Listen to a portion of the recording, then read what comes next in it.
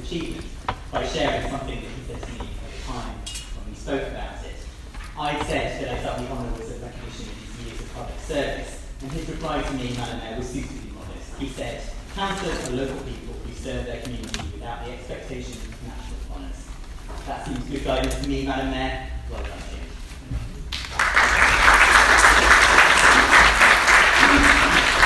Councillor Peter Southgate. Thank you. Well, we were all very pleased there. It was not altogether surprised when we heard that she would be on board in the review. And on behalf of the architects, I'd like to add our congratulations. It is actually no less than you, forgive me for addressing the chair, to serve for 42 years service to our borough. An amazing record, in fact, through a period of seeing tumultuous changes in local government. I worked most closely with David when he was leader of the council, 2006 to 10, and the Merton.TV held the balance of power. David's political instinct was well honed through years of experience, where I was a political anti-group. But we developed an effective working relationship to ensure the administration functioned smoothly. I was impressed with his encyclopedic knowledge of Merton's constitution and his generosity in advising on its provisions to get us, like me principally, through one or two sticky moments. If I was to sum up the secret to the longevity of David's career in Merton, I would put it down to the right combination of political professionalism and personal kindness. He can be as adversarial as anyone in the council chamber, albeit with more work. Then affable on a personal level and mutually arduous. He's someone you can trust, an essential quality in today's politics, and the reason why his MBE is so highly deserved.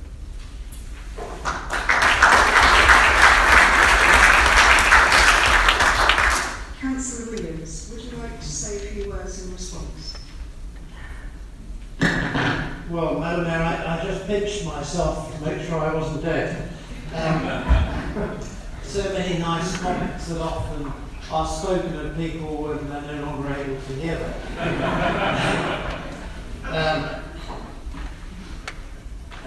I guess it would be fair to say that in 1974, as a 22-year-old, I never thought that I would still be a councillor 45 years later. Nor that I'm yet to turn 68, I'll do in a few weeks' time. I have so many memories and not enough time to share them with you, but maybe there will be another opportunity because there's been such change over the years, including if today you go into the Centre Court development down in Wimbledon, go to H&M, and look around you, you realise we're in an oval room, which is actually the council chamber, which I sat in for the first 13 and a half years. And there are many characters, and I'd like to think too that there are many characters amongst us today. I always used to say when I was in work, what happened to the characters? And younger colleagues would say, well, you've now become a character. Thank you very much for these kind words tonight. They do mean a great deal to me, and I'm not sure that I deserve all of them. Thank you.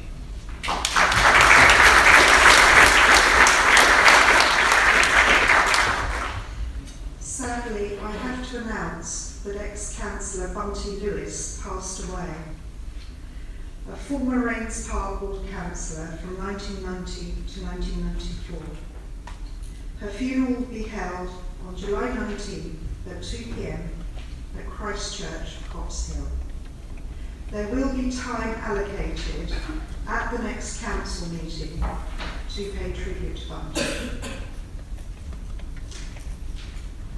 The Deputy Mayor and I have been very busy fulfilling many engagements across the borough and meeting so many lovely businesses, schools, charities, volunteers and residents. My first charity event is the charity cricket match featuring the Mayor's cross-party team at Mitcham Cricket Club on the 28th of July. I am delighted that the following councillors have agreed to participate: Ben Butler, Adam Bush, Foley, Ed Bretton, Daniel Colden, Paul Kohler, Aidan Mundy, Owen Pritchard, Marcy Skeet, Eleanor Stringer and Dave Ward. And the 12th men are Sam Foley and Joe Rook. Thank you very much indeed. I hope many of you will come along and support. It's free and there'll be a delicious cricket tea for only £5. Just bring a chair. You all have a flyer for this event and there are spare copies on the table by the door should you wish to circulate locally in your wards. Finally, you will all now have my leaflet detailing the charities and my charity events. Please do support them too, as I've made quite a few free events. Thank you.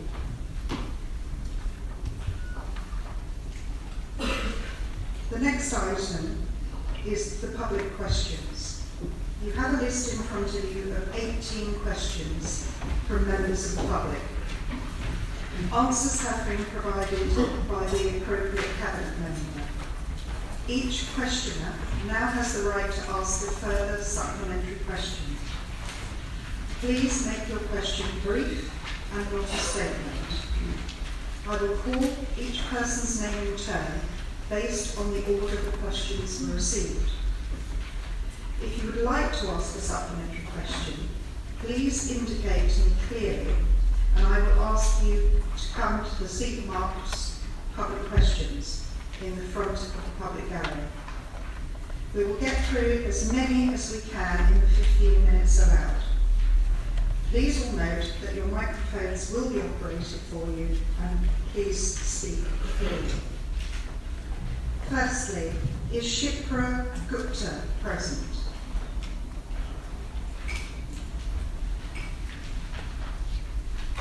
Tamara Kohler? Tom Killick? Samantha MacArthur? Jill Paul? Hugo Forshaw? Tony Burton? Pippa Maisling?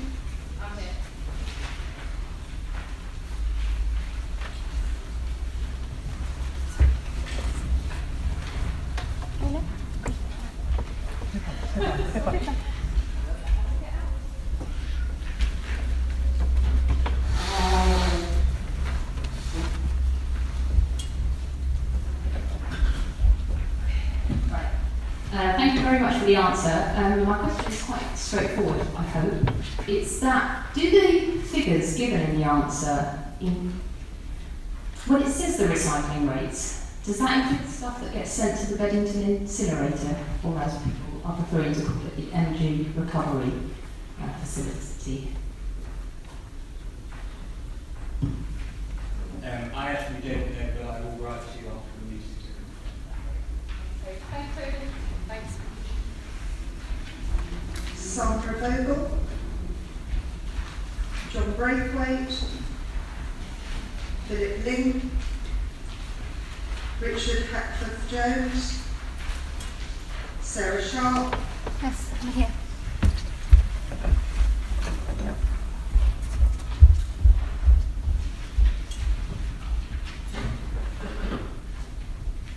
Thank you very much for the answer. Could the DLP is managed by Future Merton team. It's chaired by the head of the planning committee. The note taking is taken by the urban designer, and a member of the panel has a deep financial interest in the borough. So is the DLP independent, and could we have the terms of reference when you appoint members made public, as other councils do, please? I'd like to thank Sarah Sharp for her supplementary question. It is chaired by the Chair of Planning, but in the past it was chaired by a former Conservative councillor, John Bogott. It consists of a number of planning experts from around the borough who give their advice in terms of planning applications and in terms of the design of those as well. We do have an open process in terms of the recruitment of that, and I will ask that the terms of reference is sent on to you in the post. Thank you. Viv Feller, Daniel Weir, Nicola Thompson, Mark Gale, Yes, please.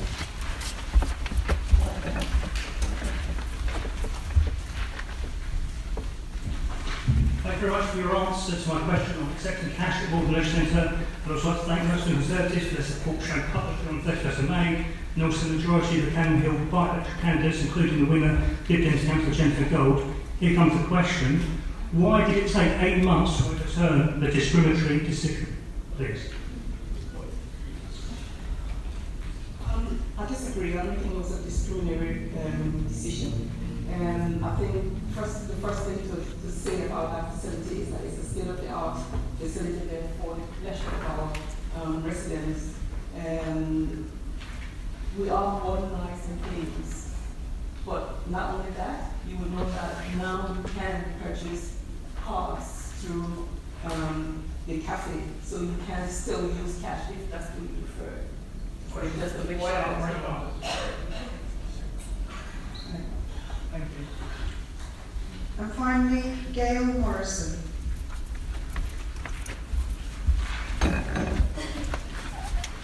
We will now move to item 6, Councillors' questions to Cabinet members. I will read out each member's name in the order they appear in the supplementary agenda and invite you to ask the supplementary question. Please ensure all supplementary questions are brief and not a statement, and we will get through as many as possible in 15 minutes. Firstly, Councillor Irons. Thank you, Madam Mayor. Following our public meeting on the 3rd of July, what is the timetable for the reintroduction of the 280 bus route? Can I thank Councillor Irons for supplementary, but can I also take this opportunity of thanking all the council officers and contractors and everyone else who was involved in the aftermath of the partial collapse of the Bishopsford Bridge, but also as well the work of the local councillors as well in terms of engagement with residents, but also in terms of businesses in the local community and concerns that local residents have. In terms of the 280 bus, I have contacted TfL. One of the things we need to set a final timetable for is in terms of the turning from Morden Road into Wandle Road. Adaptations do need to be made before that happens, but I do hope that it takes place within the next month. But I will be in contact with Councillor Irons and the other Ravensbury councillors when I have a date confirmed. Thank you. Councillor Moulton. Thank you, Madam Mayor, and I thank the member for her response. I know she states in her response that London Park have much greater issues from picnics and barbecues.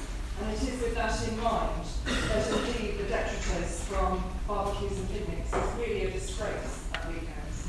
So why has she not hired Kingdom and other service groups to issue penalty fines and crack down on those causing real problems and health hazards in the park? Thank you. Thank you very much for your question. Well, I don't know about fining, but I know we're trying our best to make sure that, as you asked me a question, there's no reoccurrence of what happened last time. Hence, we are, we have dedicated people coming in before the opening and after extra 4 hours after closing to make sure that the parks are clean for residents to use. And I will look into what else we could do, but I think there's a lot of resources we're putting into that to make sure that the park is kept in. Councillor Skeet. Thank you, Madam Mayor. In the past 8 or 9 years, the progress that our schools have made has been incredible. If you told me 10 years ago that the secondary school, that the state of the secondary school would be in the top 5, I would have doubted you. I think most parents will think Morden is a great place for families. But what does the cabinet member foresee the biggest challenge for keeping it that way in the future?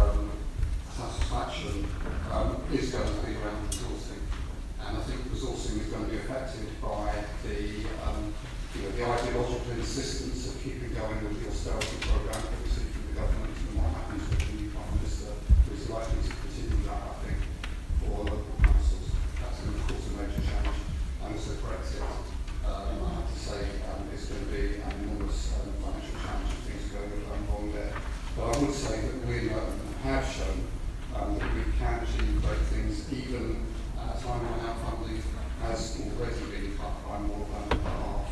We've got a new leisure centre, we've got a new library, we've got a fantastic football club, going back to the borough. So we've shown time and time again that we will do all we can to keep Merton as a great place for Merton's families, and we'd like to continue with that. Councillor Holden? Yes, thank you, Madam Mayor. Thank you to the Cabinet Member for his answer. Clearly the Cabinet Member doesn't know the difference between a nudge and blunt force trauma, as otherwise he will not be taxing Morden and Rains Park 1.3 million more than the Labour controlled Mitcham. Will the Cabinet Member see sense and drop this unfair discriminatory parking tax? I'd like to thank Councillor Holden for his supplementary. He is, of course, wrong. We will not be dropping our parking charge increases because we believe that the issue of air quality and emissions needs to be taken seriously. The opposition may not take it seriously. We do. This nudge behaviour is to obviously encourage people to take up more sustainable modes of transport, so that we will not be following the advice that Councillor Holden has offered to us tonight. Thank you. Councillor Quillian? Thank you, Madam Mayor. Thank you to the Cabinet Member. Will the Cabinet Member consider a season ticket and look at potential free options for people who play tennis regularly but can't afford the fees in these cases? Thank you very much for your question, first of all. And I have spoken with officers about season ticket, and whilst on one hand we are now ruling it out, we feel that it's not appropriate at this time. Can I just make it clear, and use this opportunity to make it clear that tennis in Merton has always been a pay-to-play activity. These are not new charges at all. The charges are just being implemented efficiently now. And so we do have free tennis. We support the Tennis for Free organization that is across the country now. We probably started in this borough. And so actually when you look at the tennis, sorry, I think my time is over. But thank you very much. Councillor Dehaney? Thank you, Madam Mayor. I thank the Cabinet Member for response to my question. But many residents in my ward, Gravely, are concerned about problems emanating from private rental properties.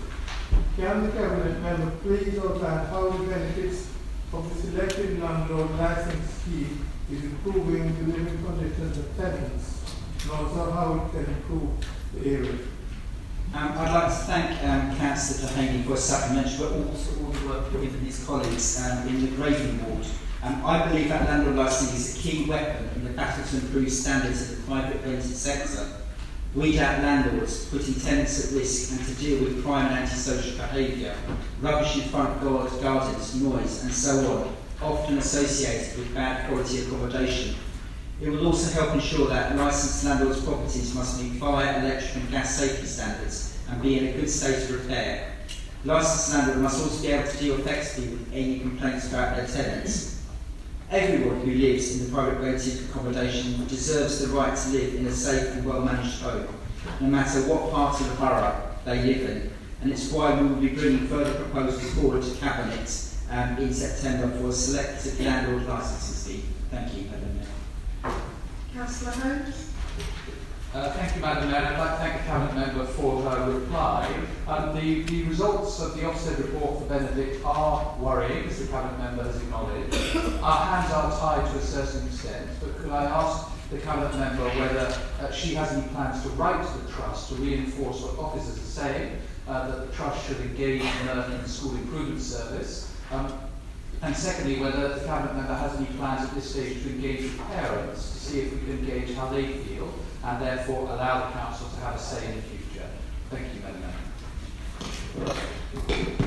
Thank you for the supplementary question, and you're right, there is a priority for what happens to this school. Whilst it's not a local authority school, these are Merton children who are attending Benedict.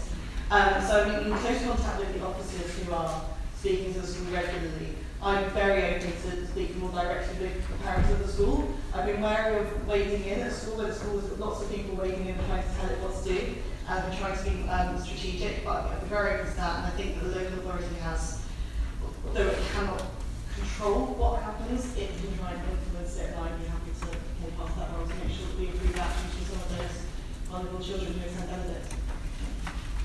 Councillor Junior. Thank you, Madam Mayor. I'd like to thank the Cabinet Member for his response, and I'd like to know whether is the Cabinet Member satisfied that the Council's previous concerns have been addressed? Well, can I thank her for her question and for her supplementary question? As my original written response said, the Council has been involved in the work of the integrated impact assessment, and a senior public health consultant has been part of the steering group. And as a result of that, a number of our concerns have been addressed. Nonetheless, in recent months, the leader has still had to write to the independent chair on 2 occasions to make clear that we do have ongoing concerns. So firstly, we remain concerned about the impact of any potential service reconfiguration on other providers, principally St George's. The work that's being done to assess this is being undertaken separately from the integrated impact assessment, and we believe it's integral that it needs to form part of that work. Secondly, we remain concerned that the work still does not fully assess the impact on deprived communities. We've consistently asked for more detailed ward-level information and analysis, which we believe is essential in understanding the potential impact of any reconfiguration on some of our most deprived communities in the east of the borough. So we will be comprehensively responding to both the integrated impact assessment and the clinical Senate report, and we will continue pushing these 2 points along with our ongoing support for St Helier Hospital to be retained and rebuilt on the current site. Councillor Bretton. Thank you, Madam Mayor. Does the Cabinet Member responsible for Merton's transport agree with me that it might be a good idea to actually speak to TfL to make sure the district line is actually operational, just as the Wimbledon Tennis Championships are open? We've got thousands of campers coming from all over the world to our wonderful borough. Do you think it would be a good idea to speak to TfL going forward and make sure the district line is actually open? I'd like to thank Councillor Gretton for his supplementary. Clearly, engineering work takes place on a number of different weekends each year.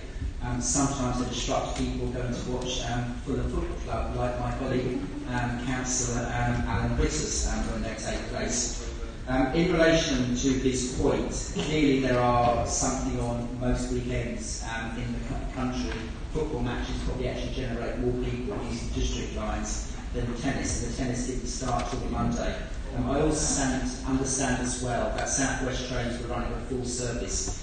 Now clearly, with engineering works, they do cause a level of frustration, but I also know as well that as a result of the district line upgrade, modern signalling will be installed and we will see an increased level of services as a result.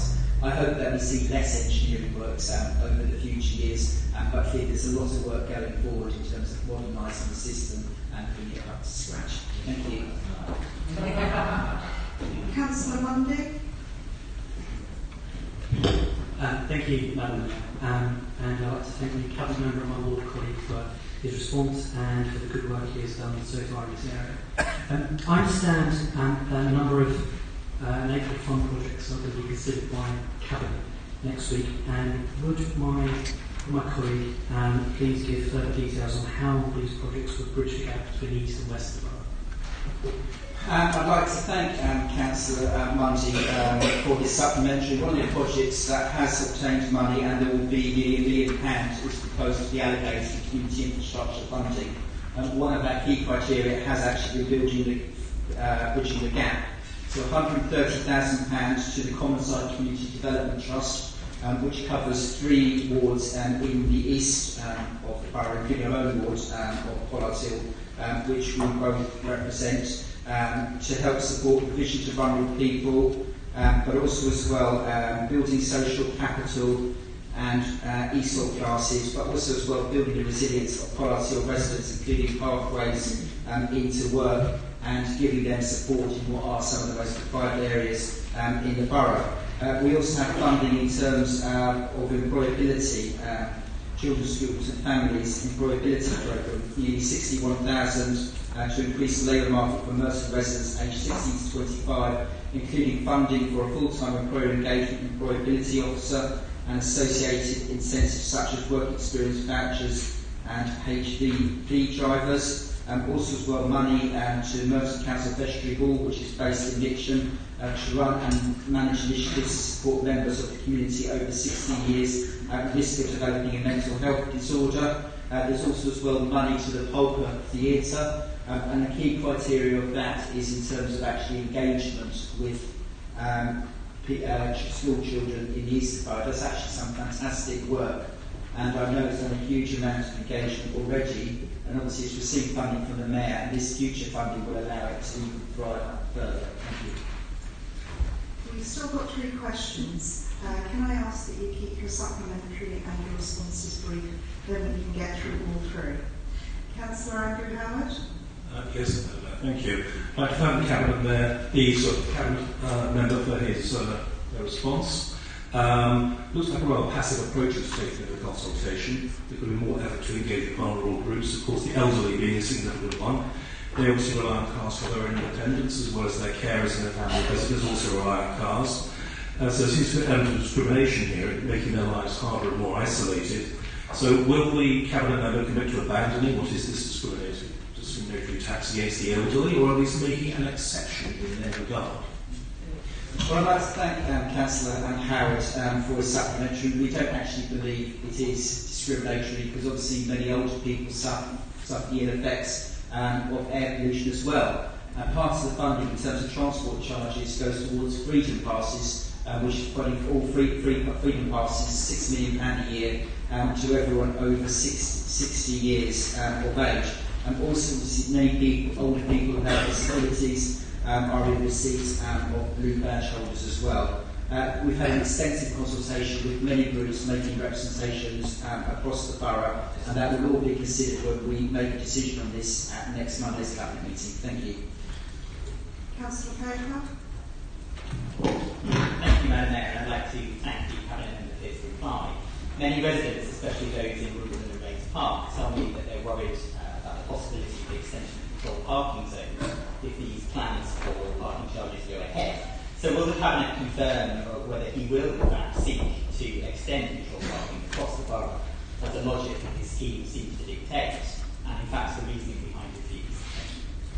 Well, can I say thank you, Councillor Fairclough, to the supplementary. Clearly, any extension of controlled parking zones has to be generated by petitions of residents. We don't unilaterally have controlled parking zones.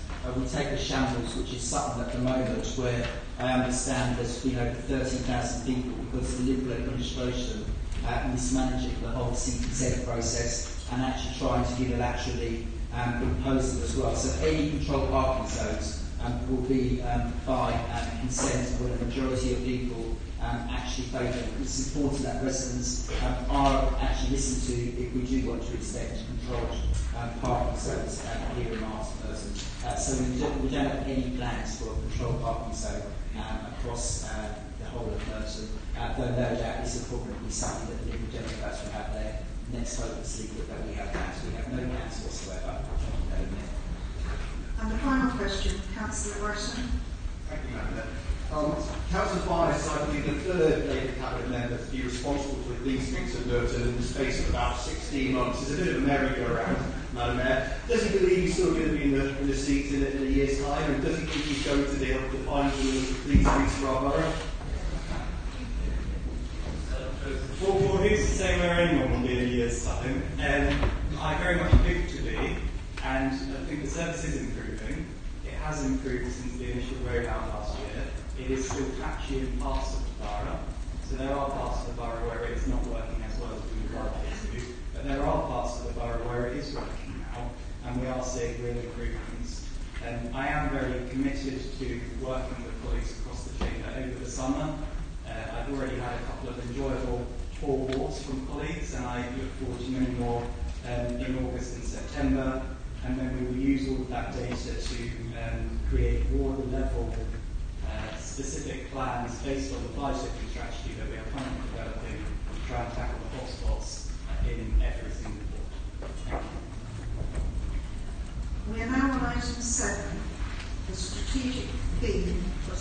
and stronger communities with a focus on equalities and diversity. We will begin with the Councillors' strategic theme questions, and I will follow the same procedure as with the previous item. Firstly, Councillor Anderson. Thank you, Madam Mayor. The Council Cabinet in your final response. What does the Cabinet member believe would be the best ways to attract and retain more diverse council population? Thank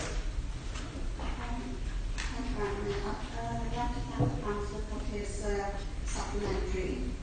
I think it is incredibly important that the people of Merton see themselves properly represented in this chamber.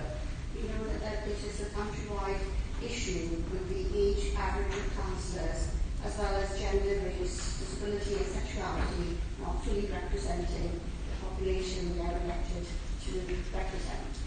Here in Merton, I am making it a priority to ensure that we can offer support for councillors. I believe that by making members feel that their caring duties, parental duties, physical, mental health are supported, they're more likely to be able to stay on as elected representatives, or indeed to attract a wider group to consider it in the first place. We're currently undertaking this work to strengthen the support and guidance we give to councillors. Councillor McLean.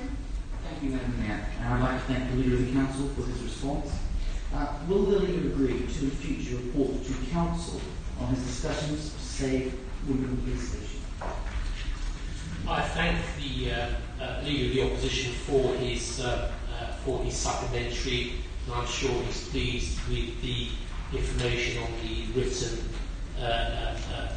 answer, in particular the resolve the Commission agreed to invite the ECU Commander to a future meeting for an update on police estate matters as well as crime statistics and other policing issues. But I would like to point the Leader of the Opposition to a newspaper that's nicknamed the Thunderer. It's the Times. Now, in a letter to the Times, we had on last Friday 5 former police chiefs have warned that resources have been drained to dangerously low levels in policing. Former commissioners have united to condemn the emasculation of British policing under Theresa May and urge her successors to make law and order a priority. So when we're talking about resourcing and about the estate, the Mayor of London has been forced to look at the estate because of this emasculation of the resources to policing, not just in this borough but throughout the country. So I would bounce back at his supplementary question and say, would he have a meeting with the next Prime Minister at his earliest opportunity to repay and to refund back the £1 billion in cuts to Met Police that's forcing the borough, the Mayor of London to make drastic cuts to the estate. But we as a party in the London Borough of Merton want a presence for the police in Mitcham and in Wimbledon, and will continue to argue for that. Councillor Lanning.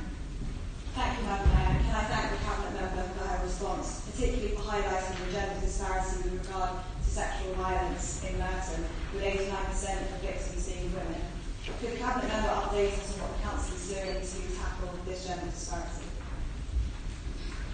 I thank Councillor Lanning for that supplementary question. I confirm that we are very concerned as a council that 89% of women suffer from sexual violence, and we're not in a position to ensure that we prosecute the perpetrators of this crime, and we keep a good eye on this to make sure that we pursue justice. Councillor Bailey.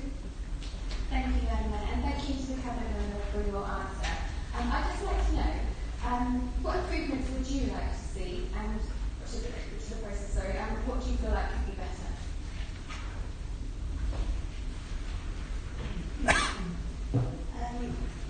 I am currently working on that, and I'd like to see a better tolerance of everybody in this society across the Paris, and that there is no people who understand the different and diverse groups that live here, and there's more acceptance, and I will talk about that later.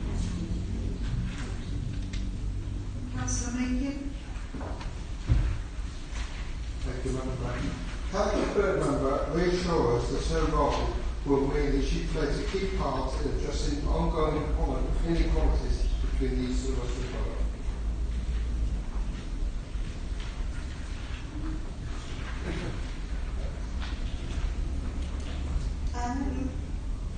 Sorry, what is your question again?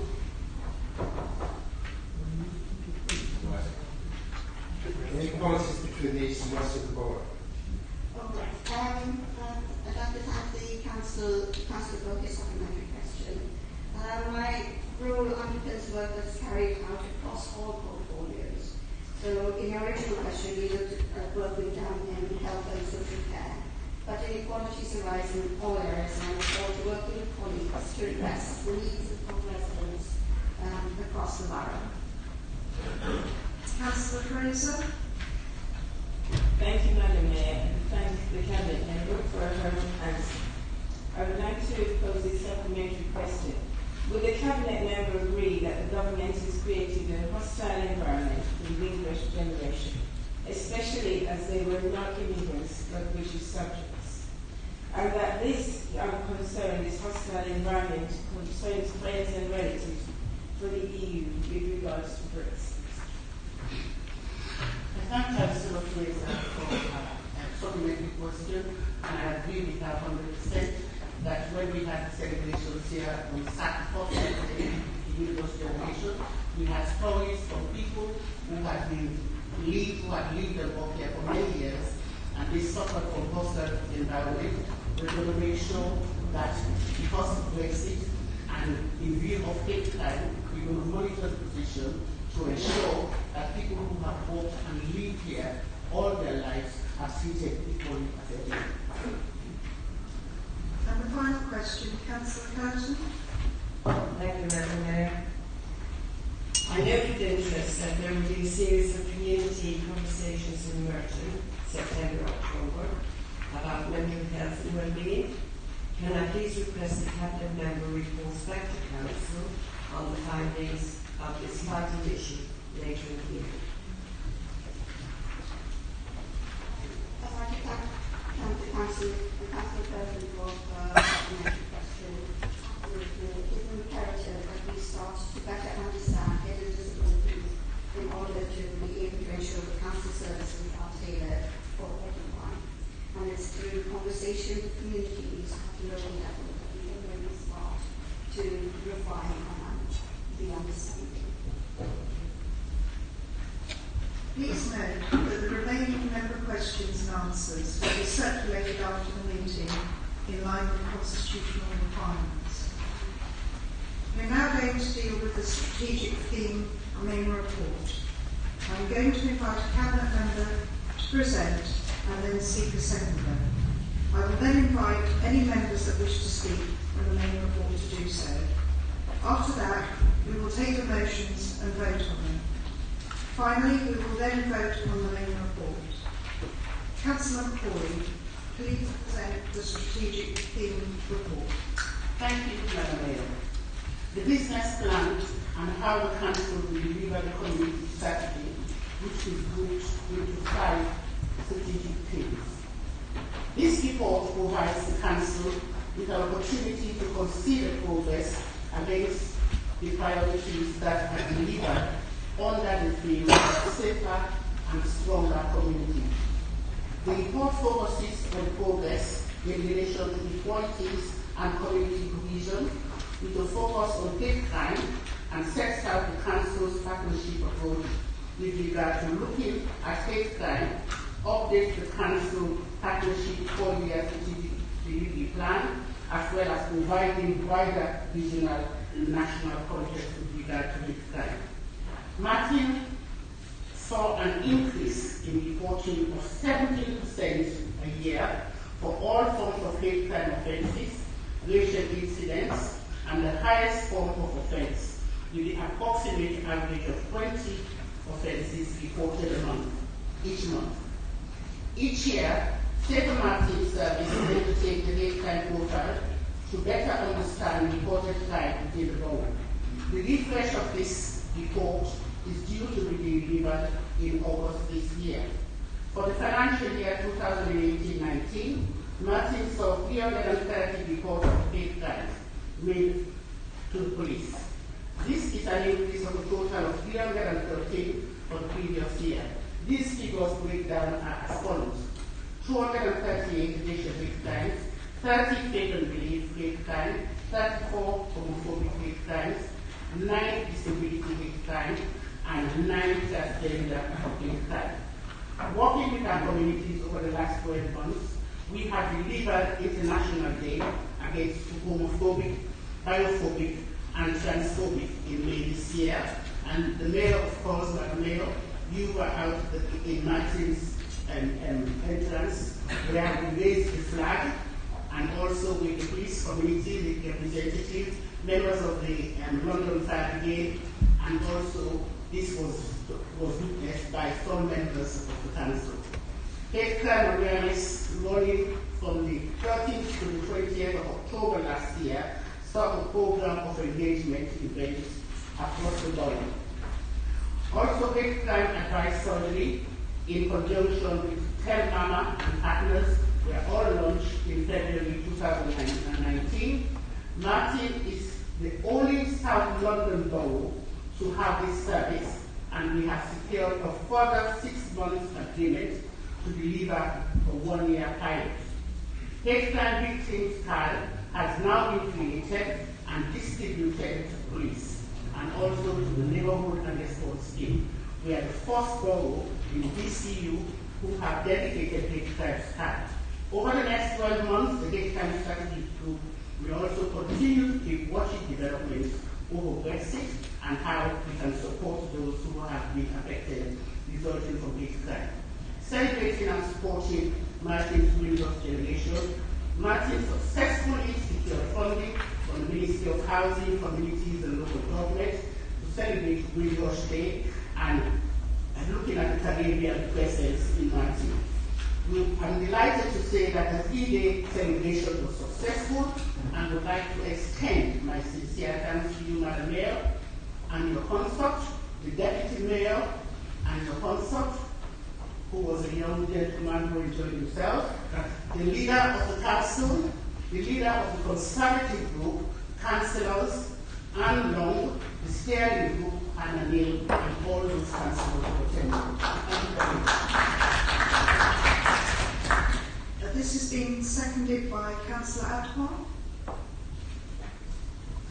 Thank you, Madam Mayor. Why are women and equality issues important to me? All my life, it is women who have helped me along, encouraging me, making me believe myself, and giving me the confidence to do the things I have done and achieved. Growing up in Malawi, being of Indian heritage and living in England for more than 30 years, I am in essence of mixed heritage, as my nephew will tell me, which epitomizes the London borough of Merton. On the other hand, some might say it's political correctness gone mad. I feel fortunate to be living in Merton, not only representing but being part of its rich, diverse community. Whilst there is plenty in Merton we can be proud of, I realise that this is a project that does not stand still, as there is always more that can be done. I don't promise to do everything, but like everything, I need to establish what is being done before tackling what needs to be done.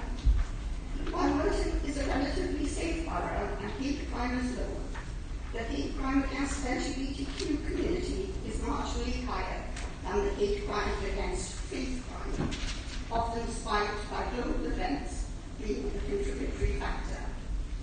This, I feel, is about education, changing what is perceived to be acceptable and what is not acceptable language in order to change views and perceptions. I am therefore keen to work with Safer Merton and the various partner agencies on this education to bridge the gap between the West and the East, because I firmly believe that this is definitely not political correctness gone mad. And while you all have leaflets on your seats with the necessary information for you. Everyone has a right to live the way they choose, feel safe, and be truly integrated into the community without being judged.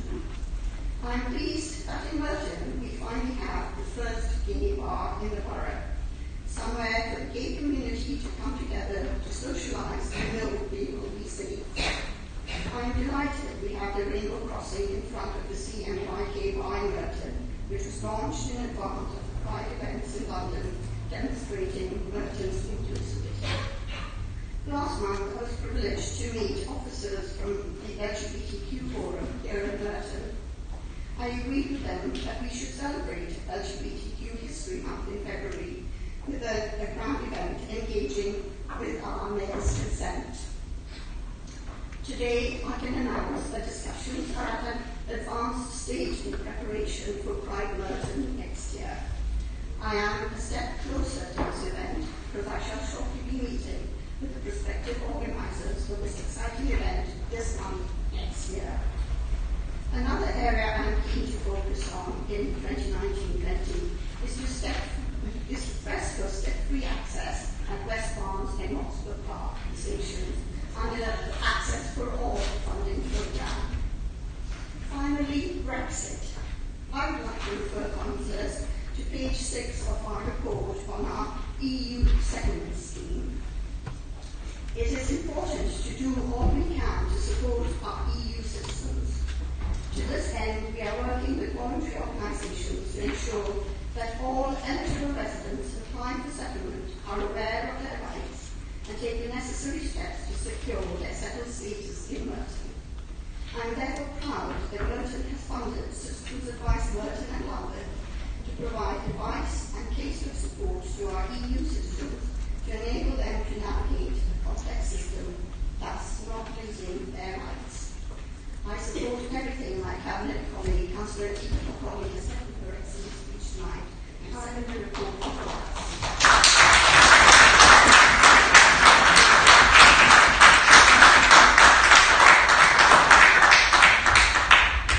I have the following listed to speak.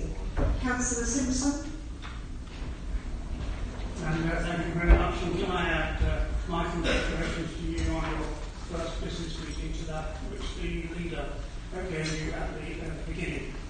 I also congratulate, obviously, on that on her appointment to the Cabinet. I'm actually enjoying a sort of job share with Councillor Boyd. For the life of me, I'm not quite sure why his portfolio has been split. It was really working rather well before.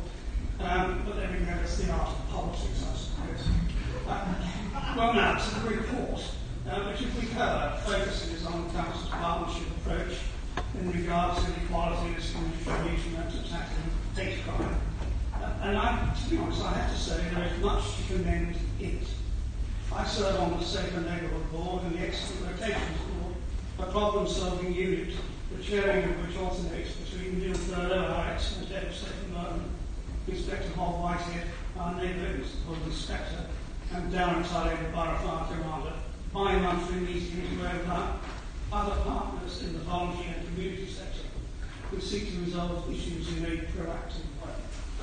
Whilst Merton, as we all know, is a diverse borough, it is interesting that 94% of residents in the recent resident survey think people of different backgrounds get on well together, which is a great score. And yet hate crime, or at least the reporting of hate crime, has in recent years increased, despite additional government funding secured by Merton. It is to be hoped, therefore, that this reflects the ease of access for victims to our services, to get to our services rather than an actual increase in hate crime itself. So to the core of the report, two, and I have come to all members of this report. Currently, the innovative hate crime circles in conjunction with Telmark partners are being held at the Civic Centre. The question I might ask, and would you ask, is why not a similar service in Midland as well? It took a conservative motion in the autumn of 2018 to persuade this council to formally adopt the International Holocaust Remembrance Alliance working definition of anti-Semitism. It should have been there before. I do want, however, to draw members' attention to just how much Conservative governments since 2010 have done in the area of equalities, and just a few points relating to pieces of legislation. Recognising and promoting LGBT rights in British law, conducting the largest national survey of LGBT people in the world, with over 108,000 people taking part, publishing an LGBT action plan, appointing a national LGBT health advisor to provide leadership on reducing health inequalities that some members of those groups face, and providing £4 million to tackle LGBT bullying in schools across the country. 3 million announced in 2017 to be delivered, and announcing bullying programs in 1,200 schools, with a further $1 million announced in November 2018. All this including the fact that this current Conservative government is the first to audit racial disparities across the country, having strengthened the enforcement of equality law, plus to prevent discrimination on the basis of race. And finally, let us not forget, we have consolidated all civic and criminal prevention and protection orders, and a new aggravated offences aggression directed at a child, with importantly both domestic violence and abuse now being defined in law. I recognise in particular the work of our council officers. We have a proud and continually improving partnership work with all our partners in seeking to reduce all aspects of hate crime and inequality, and we as members of this council should support this report.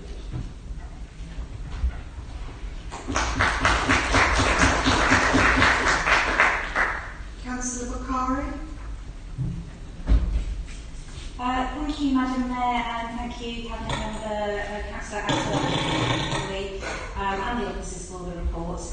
I was really looking forward to reading this. I'm very passionate about this subject, as some of you already know, and I was hoping to see how much has been done in Merton Council to tackle the rise of inequalities and hate crime that has sadly occurred in Merton and London, especially after the EU referendum.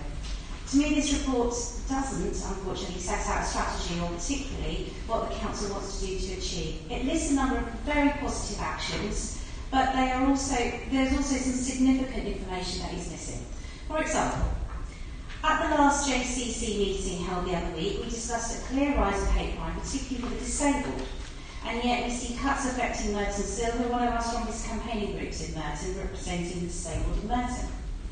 We were also told about the rise of Islamophobia in Merton. More Muslims are being attacked and more Muslims are reporting hate crime in Merton. And yet, where is this mentioned in the report? And what action has been taken? The hate crime charity Tell Mama did hold surgeries here, and I attended them, and I talked about my own experiences of hate crime, but that alone will not solve the problem. Neither will a hashtag on social media. The people of Merton need real action and real solutions. And when Merton Council offered to do a joint motion on Islamophobia and the tragic brutal murders in New Zealand, Merton Council urged us to wait.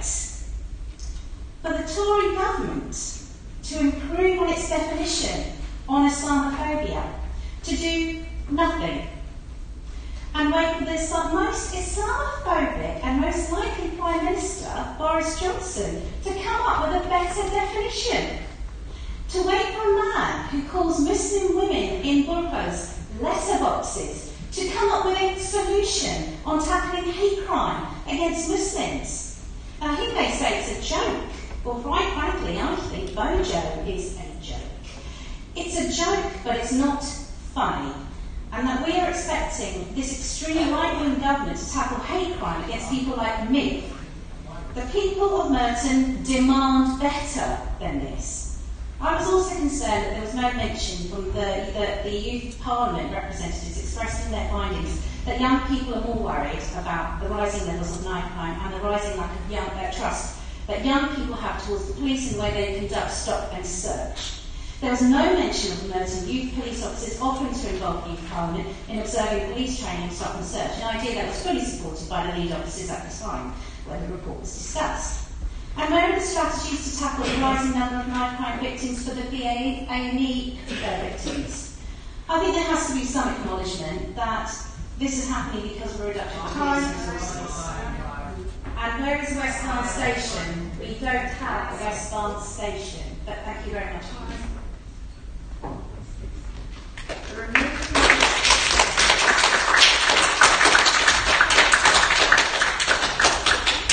There are no further speakers. I think, first of all, I want to make it quite clear to Councillor Simpson that I am not Judge Sherry. I'm an excellent councillor, and I've done my job for so many years, and I'm sure people here will know that I'm efficient in doing my work. Secondly, in terms of hate crime in region, you mentioned that there's been no mention of that. We do have hate crime in region because we have several seminars in Festy Hall. It may be perhaps you for yourself not to attend Councillor Simpson. I know you're very good in these meetings, but several times we had meetings, you weren't there, but there was a lot of people from the BNB Forum, and we had the Mountain Partnership with other voluntary sectors who were all there. So we do participate in region, Morden, and Wimbledon to share ourselves down. Coming back to hate crime, in terms of what Councillor Pecuniary has just said, I'm very much aware of what you said in terms of the JCC. We discussed matters very, very eloquently, for a long period of time on how best we can solve this problem. And the police gave an up-to-date position on the figures. You don't know yourself, you were the last meeting substituting. You had all the figures given to you of all the time. And in my report, I mentioned the figures of 330 reports of hate crime. And I gave you the breakdown of 238 racial hate crime, 30 faith-based hate crime, 34 homophobic hate crime, 9 disability, and 9 transgender. I gave you the breakdown of it. I share your sentiments about Boris Johnson. I think it was disgusting what he said, and that has no place to play in anybody's equity who's here. I'm sure we all share the same sentiments, and I agree with what you just said. We will now consider the first strategic theme motion. Councillor Barlow, please present this motion. Thank you, Madam Mayor. I propose a motion condemning the rise in knife-related murders and robberies and calling on the Mets to install knife surrender bins in the borough. I'd like to begin by thanking the administration for suggesting only minor amendments to our motion, doing so in a way that all members can still support.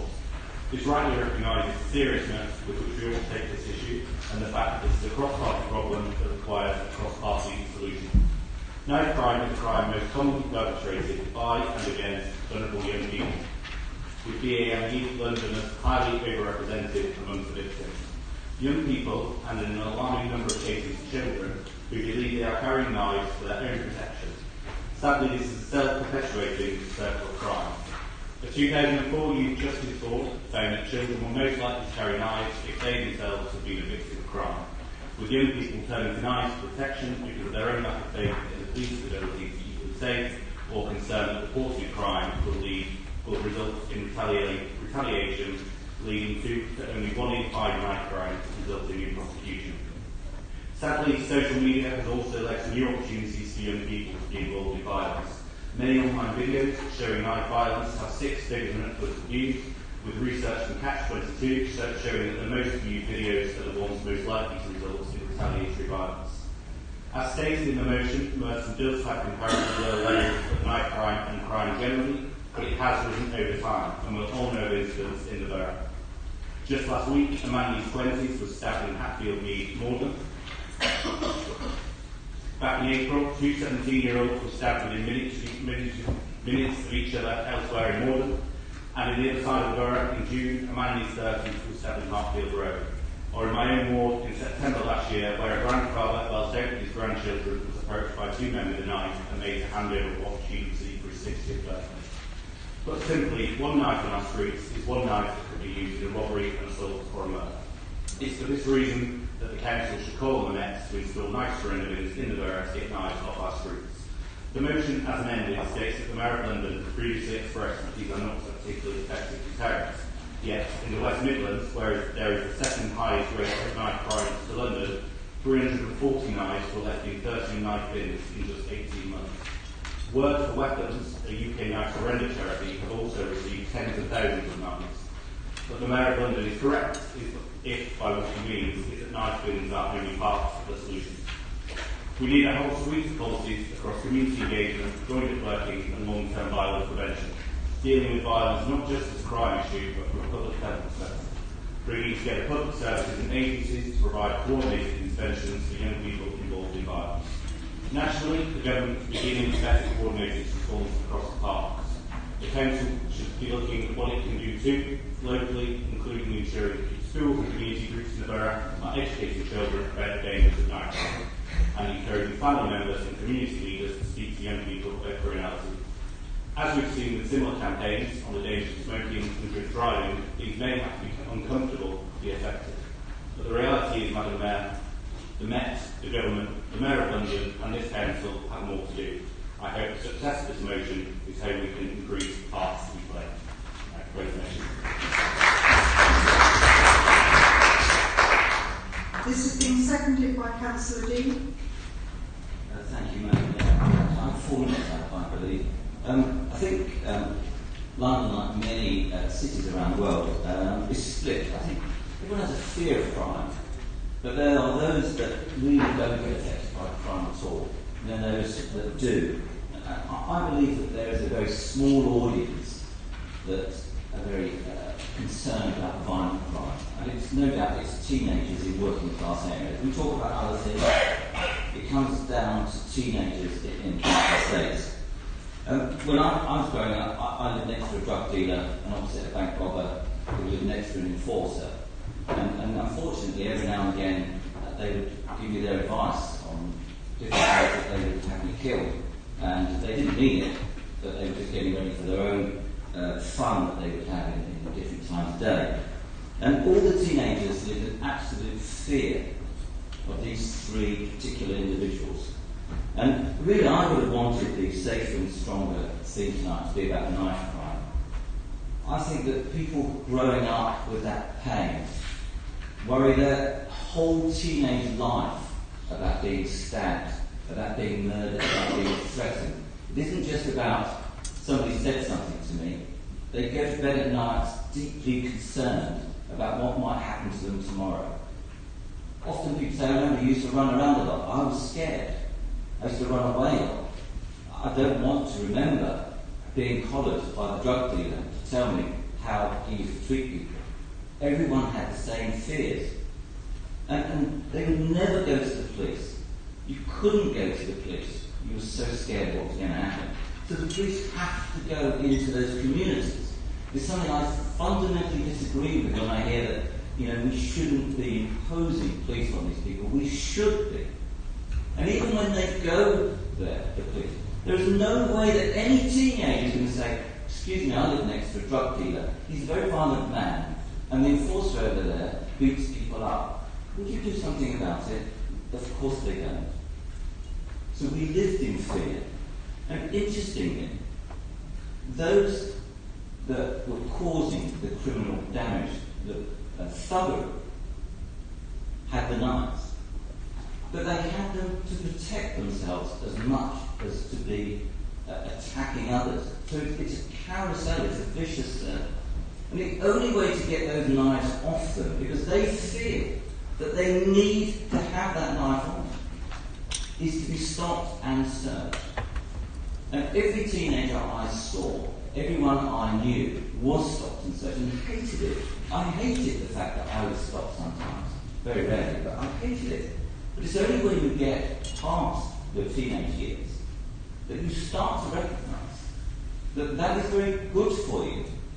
Because if we can get those knives off the streets, then people aren't going to be stabbed. Because that affects them for the whole of their lives. It affects the families for the whole of their lives. It affects that neighbourhood who lives in absolute fear. I was on the tram just last week with 4 boys. One of them had an offensive weapon, he said. He said he'd been to Lewisham Magistrates and got away with it twice, so it doesn't matter if he's got it now. Everybody was shaking with fear. We have to solve this issue. Too many times when we talk about bureaucratic things at this council, we write slogans, we take photographs, we make statements, we get in newspapers. None of this makes any difference to a child being stabbed and murdered in working class areas in London. That is where we should be. Thank you, Madam Mayor.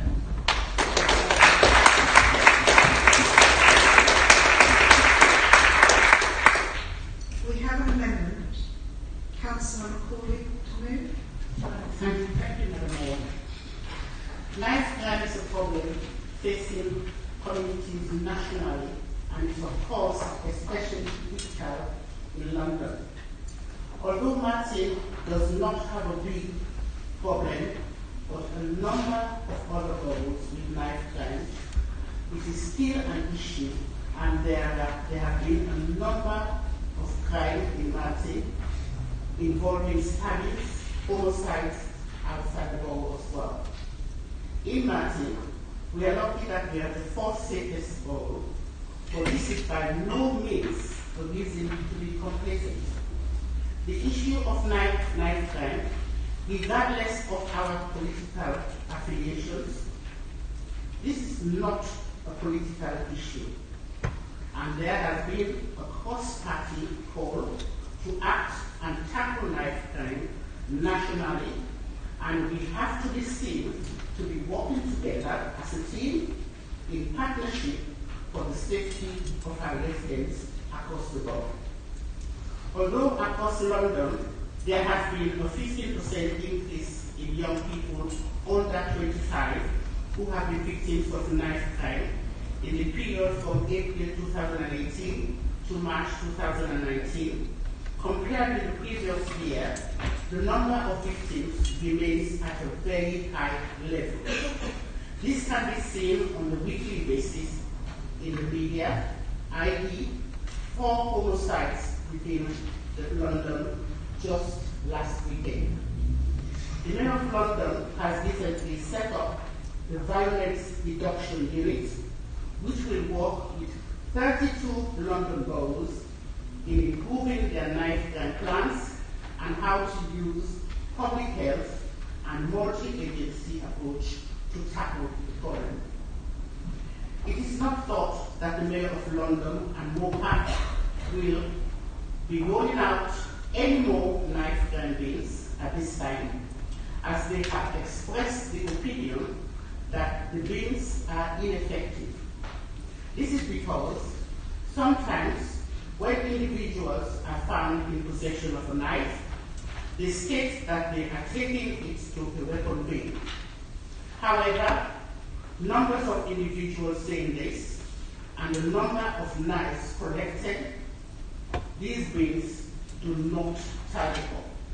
And I think this is the reason why the Mayor was a little bit hesitant in his reply. We therefore call on the Met Police to consider installing knife storage bins in all parts of the boroughs, which I think will help to eradicate the problem. I do think that this is a problem which we all should support, and it is a very serious matter, and we should be all singing from the same issue. Thank you very much. The amendment is being seconded by Councillor Morden. Thank you, Madam Mayor, and I'd like to second this amendment. My colleague and friend, Councillor Edith from Corley, through a long judicial and civic experience, many consider an authority on this matter. Also, I'd like to thank opposition members for tabling the original motion and the speeches by Councillor Barlow and Dean. I hope we all agree and unite around the sentiment of the motion. However, the recommended course of action, the situation of knife deposit bins inside police stations, that's inside police stations, is not recommended best practice. Nor in recent memory do our local police cite them inside police stations. The charity campaign led by Word for Weapons called for citing these bins in locations where anonymity of individuals can be maintained. This would rule out inside a police station. I welcome Councillor Barlow's commitment that him and colleagues will be supporting our minor amendments to their motion so it can be practically acted upon. The motion to run higher when we talk about knife crime. We know there's often fear of knife crime which attracts many people to carry a knife, and there is compelling evidence that violence is in part being driven by vulnerable young people who miss out on support, multi-agency early intervention and prevention work necessary to prevent them from falling into a spiral of serious violence. Police visibility also needs to be addressed. There are less of police officers than there were in 2010. Fact. We know the ability of local authorities like Merton to intervene has been reduced by austerity since 2010. Fact. Unless a change in funding policy from future Westminster governments, we will continue to face challenging financial picture. So what can we do with the resources we have at hand? In Merton, through partnership work in Councillor Barlow is calling the council to do, and we already do, and stewardship of our borough's finances. We provide resources to support young people and avert them from crime, empowering many away from the fear of carrying a knife through our network of youth centres and outreach activities. We must not stigmatise and alienate young residents, but work to understand why. I urge colleagues across the chamber to support our amendment. Let's make sure those who want to dispose of their weapons can do, and can do so anonymously. Thank you very much.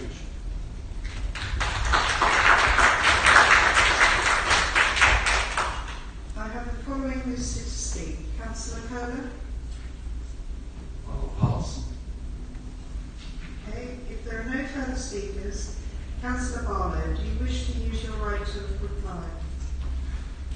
Thank you, Madam Mayor. Only to thank the Cabinet Member and Council Lindsay for the tone and content of the response and propose the motion. I will now call for a vote on the amendment first. Can I have a show of hands in favour?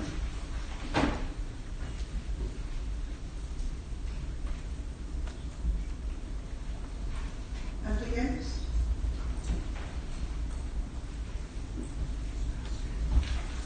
Agreed?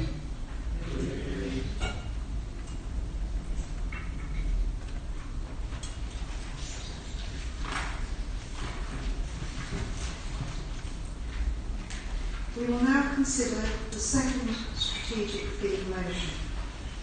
Councillor Omar Bush, please present this motion. Madam Mayor, I'm sure I can speak for every councillor in the chamber tonight when I say that Unique Talent is a wonderful organisation that does fantastic work in Merton and in many other parts of London, ultimately having a fundamental aim of keeping children safe, off the streets, away from gangs, and moving the next generation towards a brighter future.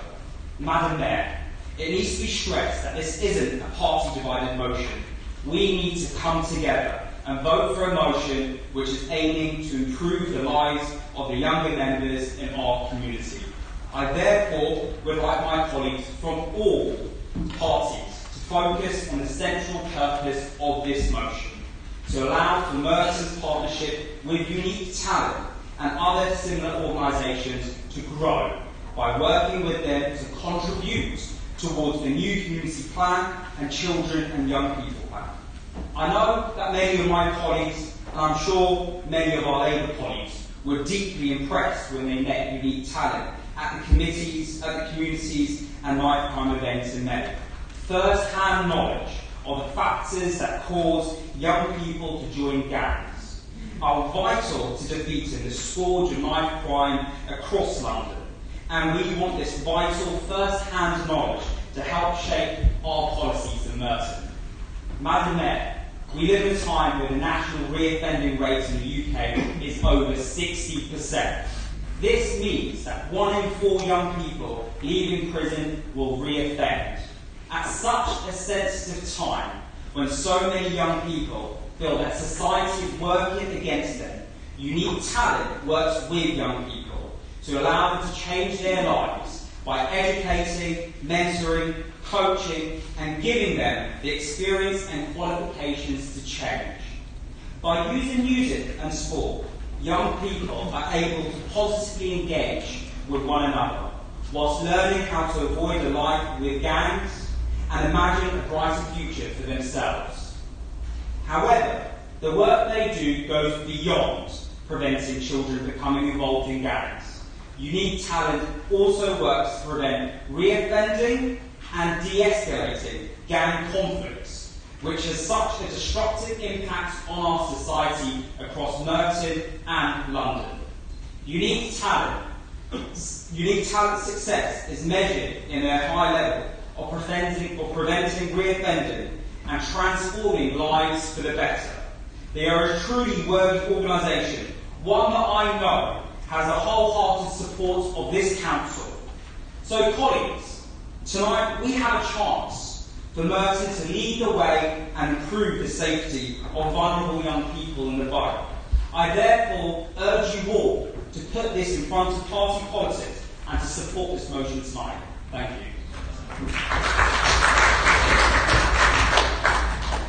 This has been seconded by Councillor Becker. Okay. Thank you, Madam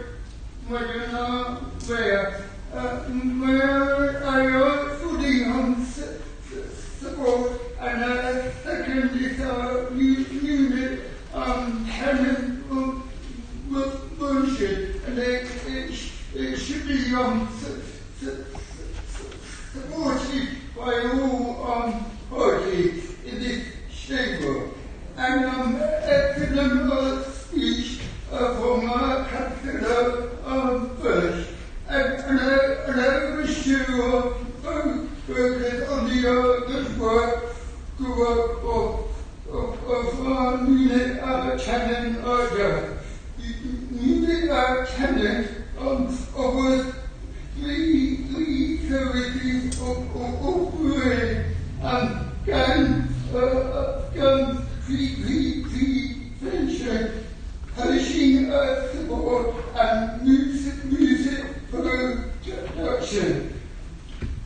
With these services, they are to offer positive alternatives and changes to young people in the workplace or at-risk or environment with and youth violence. The aim of the music channel is to establish with young people and gain knowledge of local issues and any potential conflict.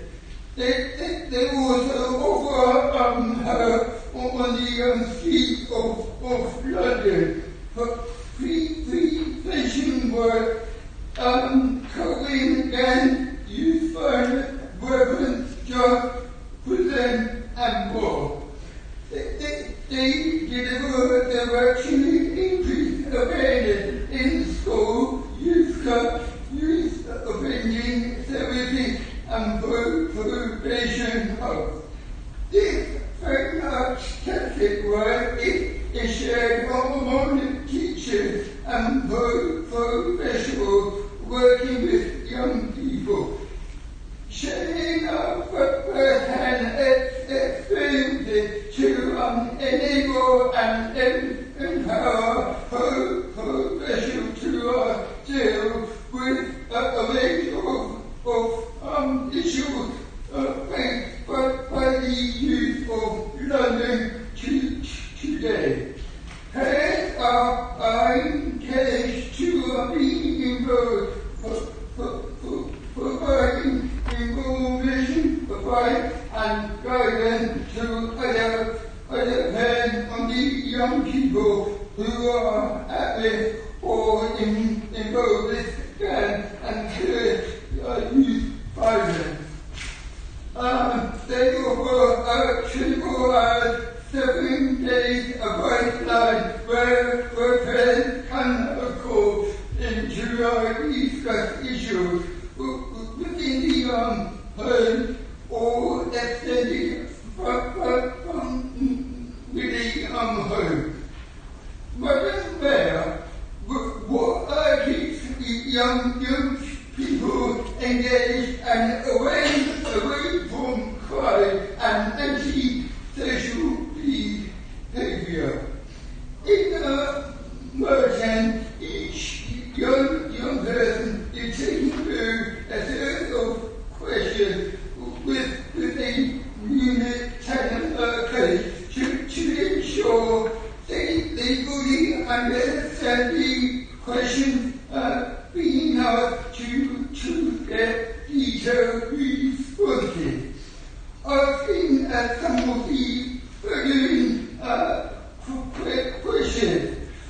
Why do you think young people get involved with anti-social behavior, crime, and gangs? What can be done to prevent people away from getting involved? What has helped them to stay out of trouble and make positive decisions? What are support and activities which will be expected to help them from Unit 10? What sort of do they make in our trying to stay positive and keeping away from trouble? Schools across Merton have already just started their summer holiday. It is important that the Merton is involved women and a location where people hang out and enjoy life. There is a need for people going to a group, which is sometimes running into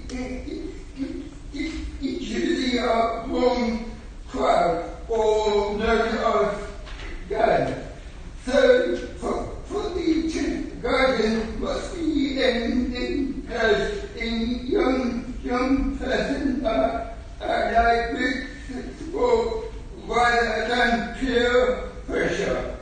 Young people get involved with little knowledge and find it hard to get out.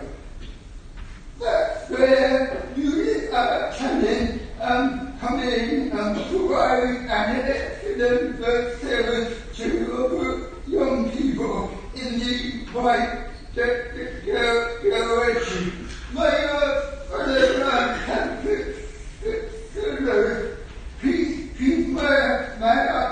ask you all to support this motivation. Thank you, Madam Mayor.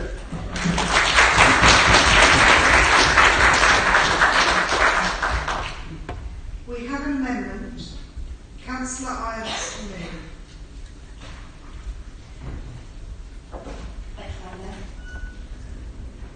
Thank you. I'm incredibly grateful to have the opportunity to recognise not only the work of Unique Talent, but their unflinching commitment to our young people. For those who haven't seen Unique Talent in action, they are an organisation that draws on lived experience to teach young people how to reshape and reclaim their future. They do this because through their lived experience, they know that every young person has the right to feel safe, to have dreams, and to be hopeful about their future. Led by credible community leaders, Unique Talent know that the causes and impacts of youth violence don't begin and end with an incident or even with membership of a gang. So they provide help to families, intervention for young people most at risk, and programs that allow our young people to build their self-confidence. As the Conservative motion makes reference to, Unique Talent are experts in what they do, but not unique in their desire to protect our young people. Despite massive cuts to our funding, we have kept both the Pollards Hill and Phipsbridge youth centres open. Catch 22 are continuing to provide vital outreach work on our streets, and the Council's Youth Justice team are using contextual safeguarding, which ensures young residents are safe wherever they are. However, whilst it is endorsed by Cabinet, the Children and Young People's Plan is not set by Cabinet, but by the young people of Merton themselves. Merton's Children's Trust invited our young inspectors to lead the consultation and construction of the plan. As the young inspectors have themselves said, it is different to every plan that has ever been written before, as it is directed and co-produced by us, for the young people of Merton, by the young people of Merton. And with 33% of young residents most worried about crime in our borough, our young people want to feel safe in the community they live. In response to this, the CYPP prioritises work with partners to reduce crime and violence in the community and to work together proactively to support vulnerable children, young people and families. Madam Mayor, it is only through our partnership that we will protect the futures of our young residents, and Unique Talent will remain a valued partner. This council will continue to provide leadership in this area, but it will take more. Youth violence is a disease that is preventable and curable with enough treatment.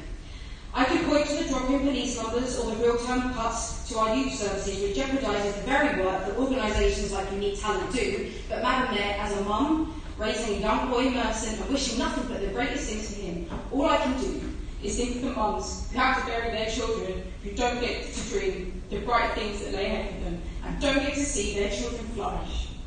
This is beyond politics and ideological positions. We urgently need investment from our government, in our children, in our community, and in organisations like Unique Talent.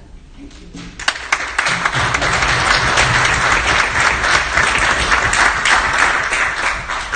The amendment is being seconded by Councillor Henry. Thank you, Madam Mayor. I'm going to speak from my heart. I was a special constable for 10 years. I've lived in Merton for 29 years. I foster children. I volunteered in many services within Merton. And when I became a councillor, I was allocated in Palazo, and that really I got for. The reason being, when I was a police officer, I worked within Merton, Kingston, and Sutton. And when we do get a call from Palazzo, it used to be about 10 officers racing to Palazzo. Now, it's different. Madam Mayor, in 2015, I met with Unique Talent. At the time, they were volunteering at Palazzo Youth Centre. I watched them work with the children, the young people. But they not only work with young people, they work with the community, adults. The reason being, the word unique is unique, and the only way we get our children to a standard is work with the parents also, and that's what Unique Talent does. They work in schools, prisons, churches, and wherever they can go.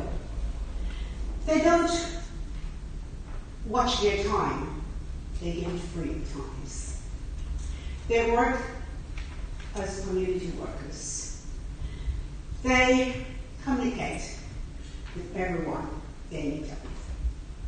Sometimes I've seen the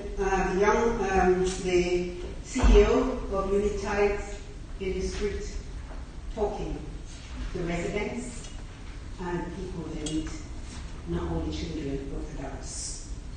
At one stage in my ward, Palazzo, when I talked to adults, they said, I'm scared. I'm scared of what? Young people standing in the corner in their hoodies. At one stage I said, what does it take the young people should say, be scared of the adults standing in their hats? Because that's their choice of wearing out a hoodie or a hat. They laugh. But now, our young people in Palazzo and in O'Barrow of Merton have got a project, Unique Talent, that put everything out to support our young people so that they can live a comfortable lifestyle like anyone else. Most people in some of the areas that they work may not have lots of money, big houses, no job. But just the communication and the togetherness and what Unique Talent put out to these young people, they can bring it home and expand it so we can have a better community. Police, in our Merton, as you know, we have the lowest crime rate. And thanks to a project, Unique Talents and others, that we can achieve what we are achieving now. Thank you.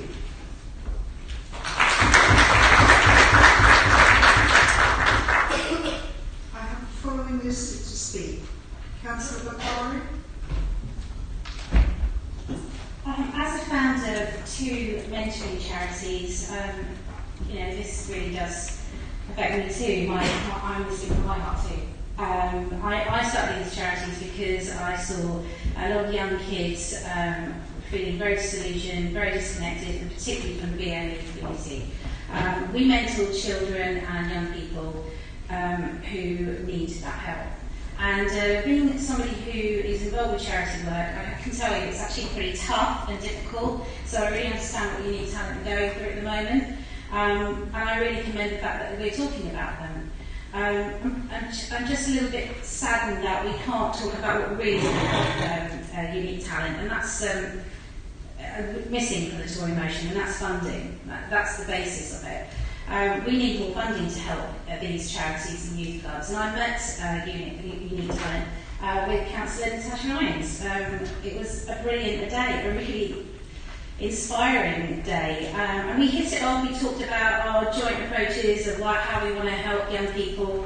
And I had another chat with them again today. And at the end of the day, MOPAC is pulling out of their funding now. They don't have enough money to help Unique Talent. We need practical solutions. I really understand where you're coming from, Councillor Bush. I know what you're trying to say here, but the motion's not actually going to make any major differences to Unique Talent. They need money, they need funding, and they need support. So, not as a councillor, but as a charity founder, I am going to be working with Unique Talent to help them out, and that's a practical solution and a practical way of helping. That's me as a person, me on my own. And I'm going to help them as much as I can, because that's the way to do it. We as individuals can make the differences, and if you've got connections, if you've got contacts, that's the way to help Unique Talent right now. I just don't see how this motion is going to help them. I get you, I get where you're coming from, but it's just not going to make the difference that they need. They need money.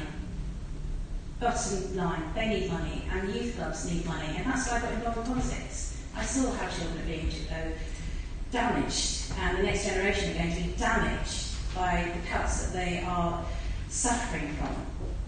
That's what we need to be talking about. So I'm really sorry, Councillor Bush, I just don't think that motion's going to make much difference. But we can do it as individuals, and we can make a difference in different ways. Let's help Unique Talent. They're amazing. And so are all the other charities that you mentioned. I'd love to know all the other charities. List them all. Shout their names. They all need our help. We need them. Thank you.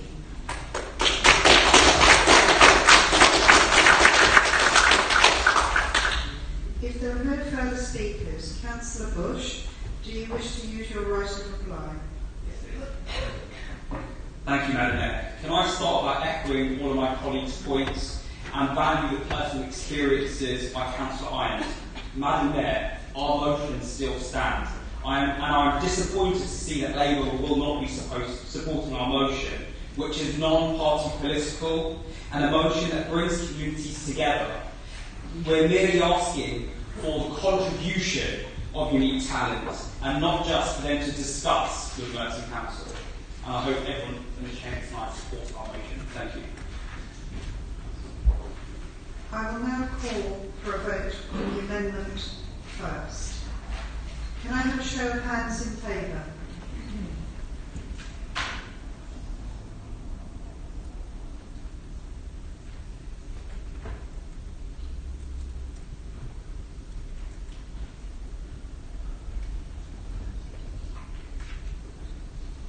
All those against?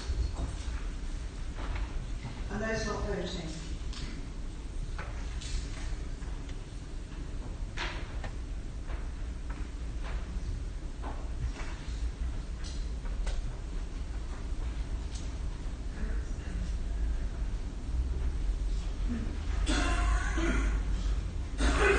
The amendment is carried 49 for, 7 not voting.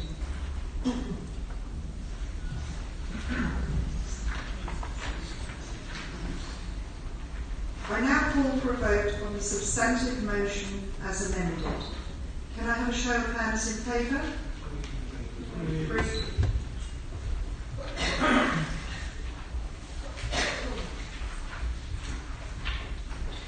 We will now consider the final strategic theme motion. Councillor Fairclough, please present this motion.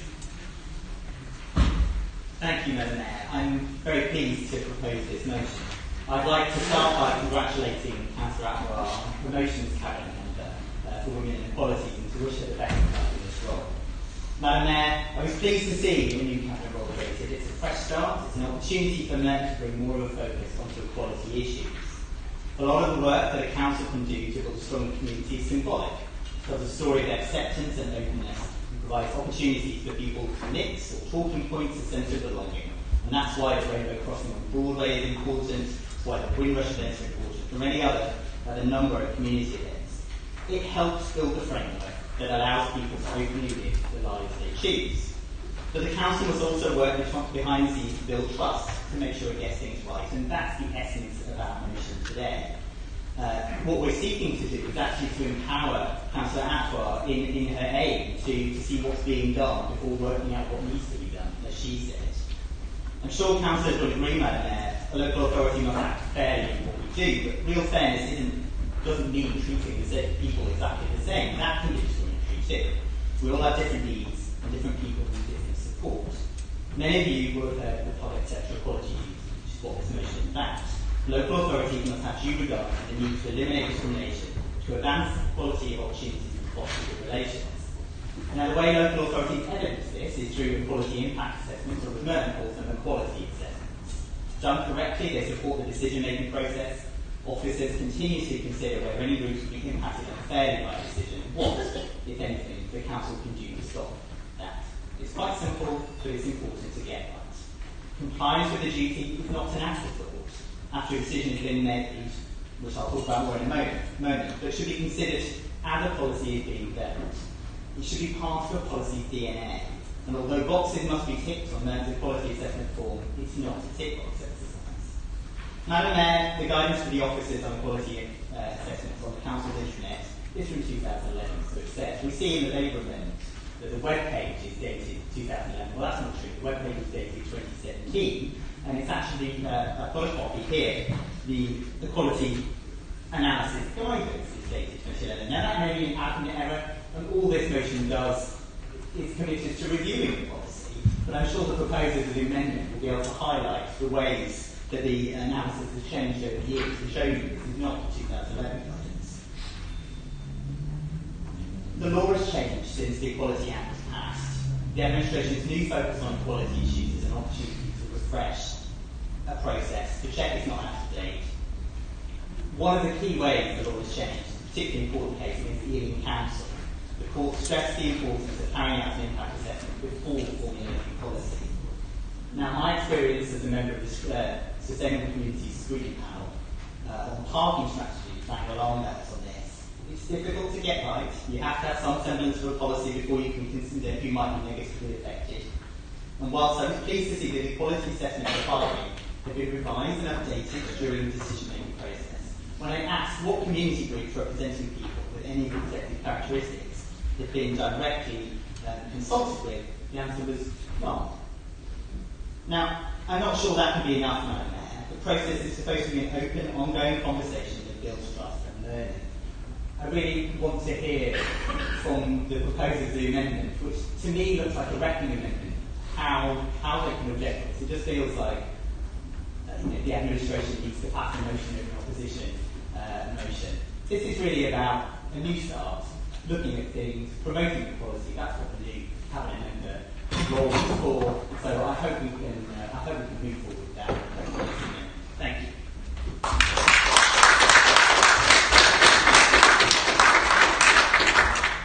This has been seconded by Councillor Bakari.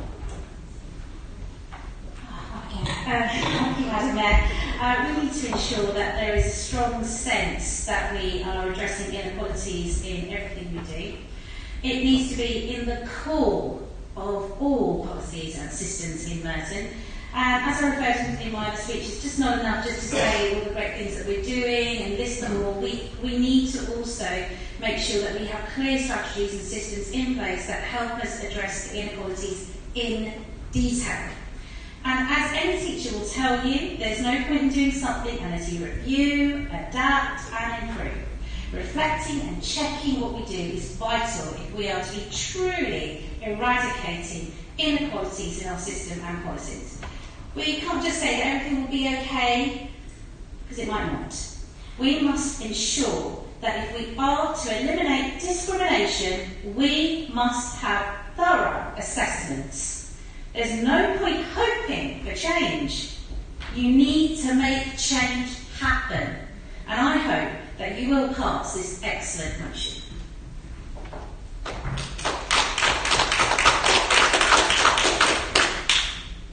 We have an amendment. Councillor Atwell to move.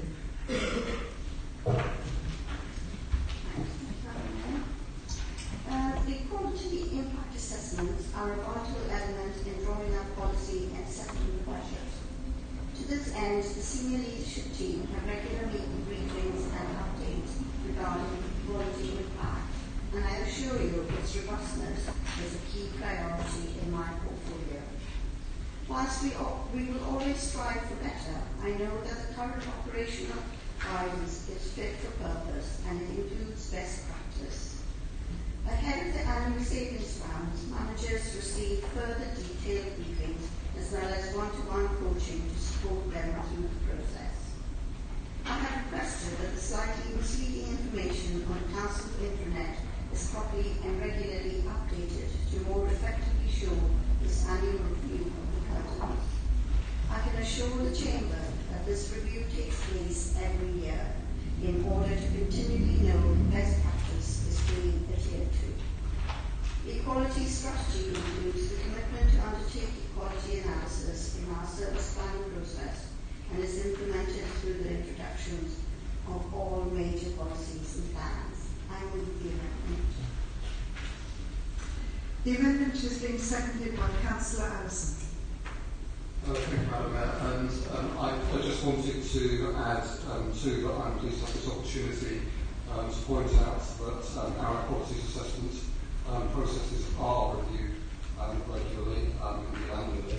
And the annual budget process that I oversee is also very long and comprehensive, and equality assessments play an important, though often overlooked, role within that.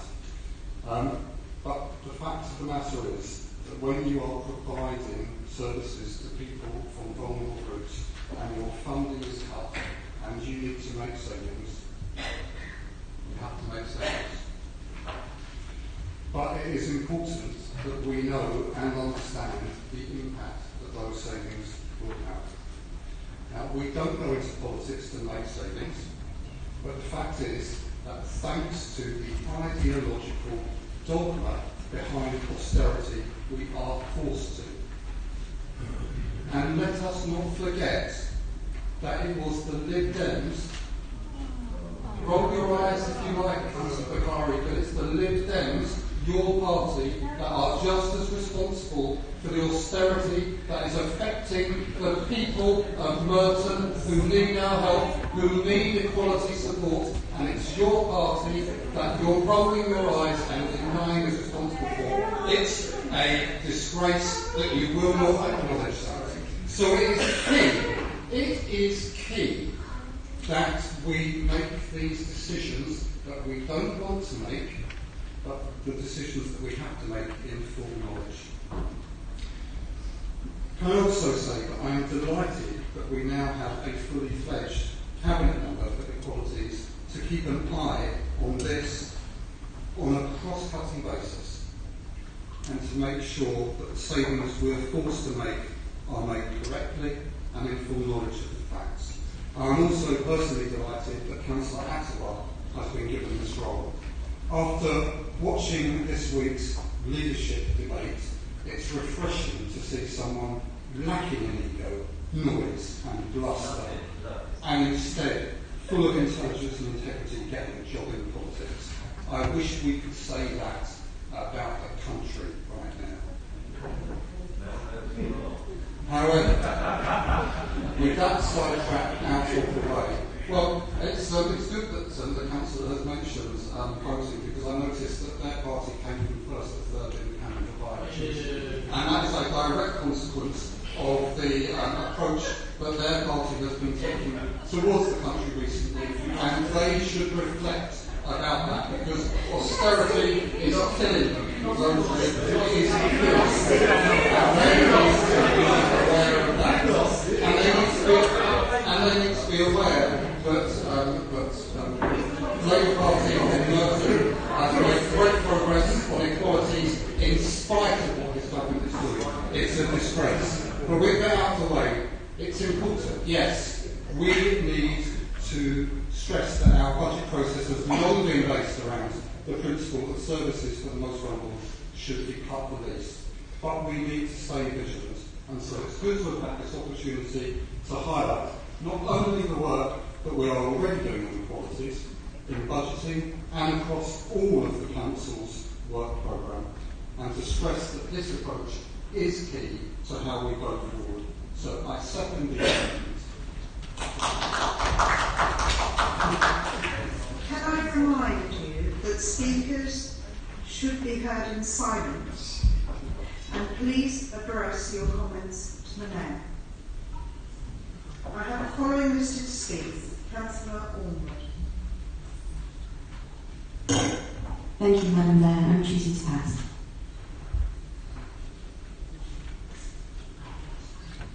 If there are no further speakers, Councillor Fairclough, do you wish to use your right of reply? Thank you, Madam Mayor, and I thank the proposing second amendment for their comments. In her answer to Councillor Bailey on the improvements she thought could be made to the equality impact assessment process, Councillor Atwar rightfully said she wanted to learn what is being done before working out how it could be done. And yet, not 30 minutes later, Councillor Atwar in the amendment tells us that everything is perfect and it's all fine. All we're calling for here is for you, Councillor Atwar, through the Mayor, to take another look at equality impact assessments. Sadly, we feel the amendment, the wrecking amendment, Councillor Allison's speech brought up lots of things relevant to this motion, such as national government austerity and the county by-election, seeking to draw lessons, Madam Mayor, from the by-election. Of course, as I think some of my colleagues may have pointed out, the administration party did in fact lose that by-election, and therefore maybe there are lessons to be learned there, but I'm not sure they're just lessons for the opposition. Madam Mayor, I think this is a bit of a missed opportunity. It's an innocuous motion. You say you review it already. You could pass this motion without amendment. Madam Mayor, the administration is simply seeking to prove a point. I'm not quite sure what that point is. Thank you, Madam Mayor.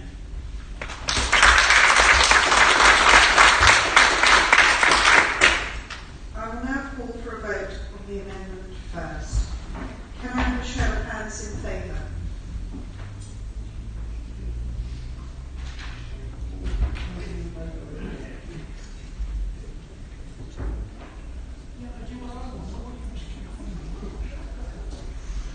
And against?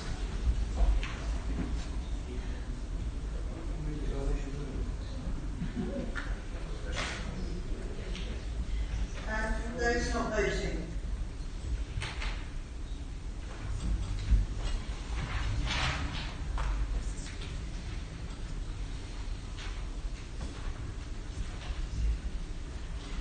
The amendment is carried. 34 for, 22 against, no voting. So we agree with the substantive motion? Agreed.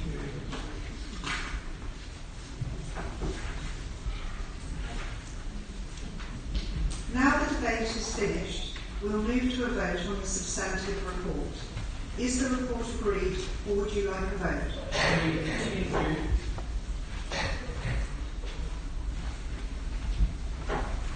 Item 8, Rains Park Community Forum. Councillor Omar Bush. Thank you, Madam Mayor. The meeting was very well attended with standing room only. I can confirm that the report is an accurate reflection of the meeting.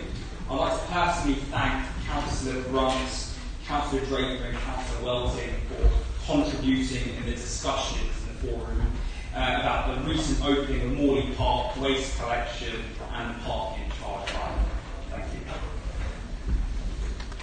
Item 9, Wimbledon Community Forum. Councillor Holmes. Madam Mayor, thank you very much. Our forum had a section on parking charges, and Councillor Byers attended. We had a presentation from the Wimbledon Member of Parliament, Stephen Hammond, and we also had a briefing on the master plan, Wimbledon master plan, and then we had two other large reports which were attached to which are an appendix to what I presented this evening. Thanks, Madam Mayor. We now move on to notice of the Conservative motion.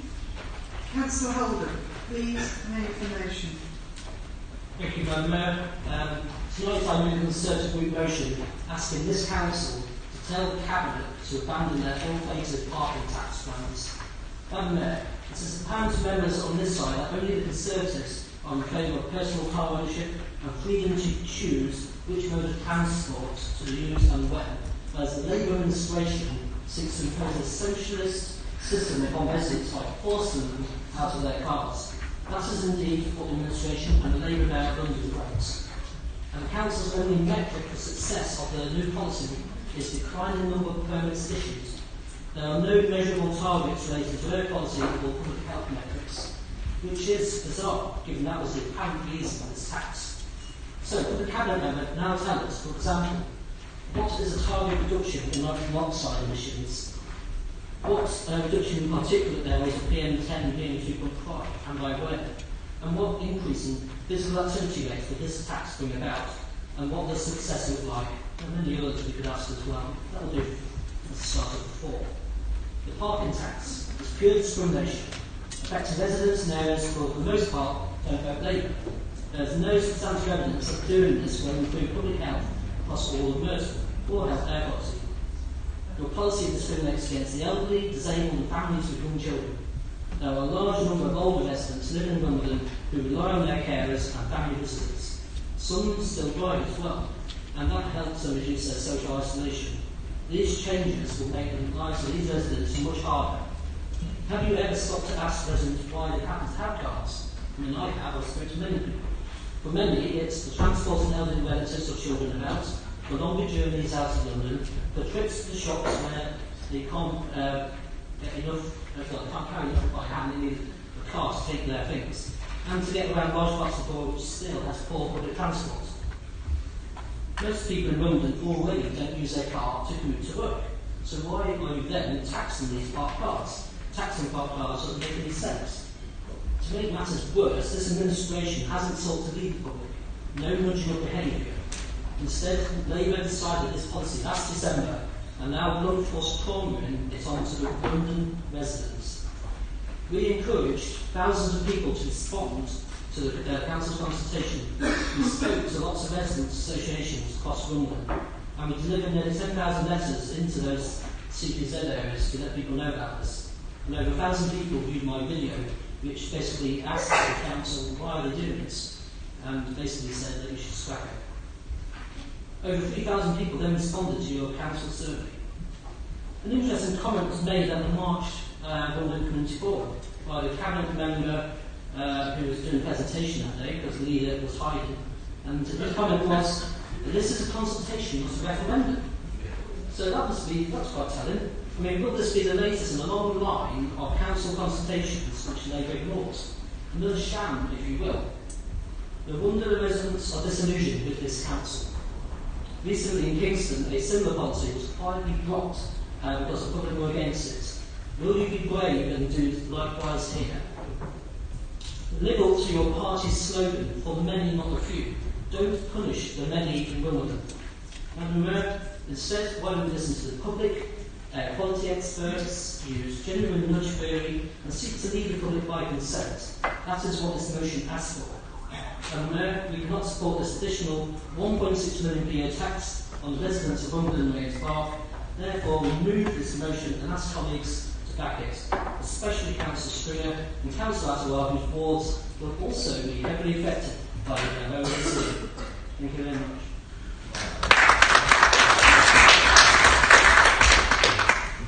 This, I believe, is being seconded by Councillor Bretton.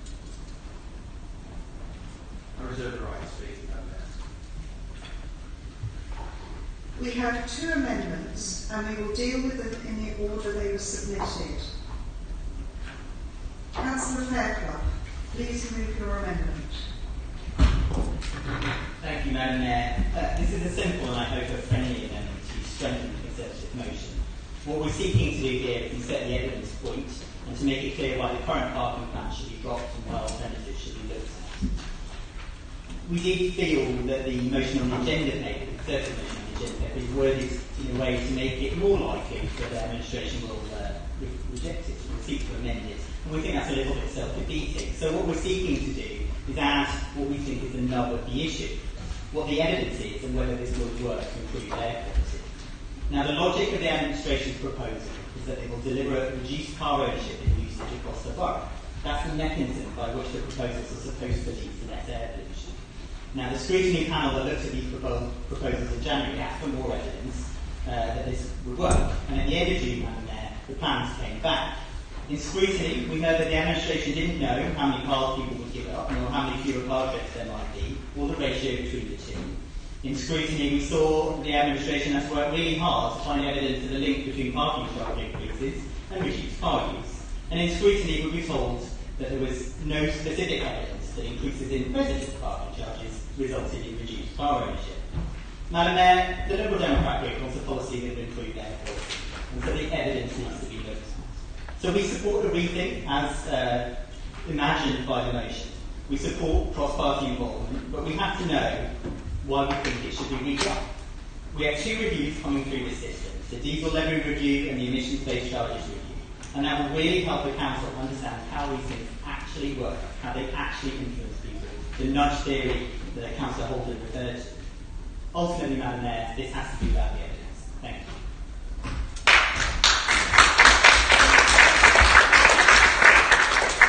The amendment is being seconded by Councillor Kohler. I will reserve my right. You have to speak now or not at all. This parking charge scheme is so lacking. We've seen there's no evidence, we've heard there's no evidence, the officers have said there's no evidence. The facts really matter. If you don't have facts in politics, you have the madness of the Crump administration. We don't have to look over the Atlantic. Even tonight we've had arguments without facts. We've had one cabinet member telling us that she would improve step-free access to West Farm Station, a station that doesn't exist, but the first great West Farm Station. It's incredible. We've had another councillor deriding the Tories for losing a seat that the Labour Party lost. Facts matter. There is no point us being here if we don't use facts and evidence to prove it. Even if the evidence did prove it, your proposal lacks logic. You want to improve air quality, so you're increasing the cost of parking in the areas where air quality is best. You want to increase health. So you're increasing costs for parking in the areas where health is best. It lacks principles. This is like gerrymandering. All you're doing is picking the areas that tend not to vote Labour. This is a tax on not voting Labour, as my colleague said at a previous meeting. And it lacks buying. There were 3,000 responses, most of them hostile, as you well know. Another colleague in the cabinet said, with no sense of irony a few minutes ago, it's important residents to listen to. The same councillor who said, we're going to do this despite what you think, what you want. Do you not see the hypocrisy in that? Yes, we want to improve air quality. Let's do it by a proper scheme that uses evidence, that uses scrappage, that uses sunrise provisions. So we don't punish people for poor decisions they made or bad, the decisions they made in the past, but we change their choices in the future. Let's help improve air quality. Let's stop this tax on not voting Labour.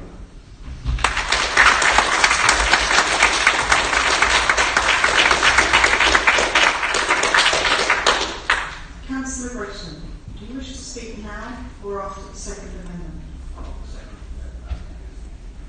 If there are no further speakers, Councillor Holden, do you wish to use your right of reply now or after the second amendment? After the second one, please. I will now call for a vote on the amendment. Can I have a show of hands in favour?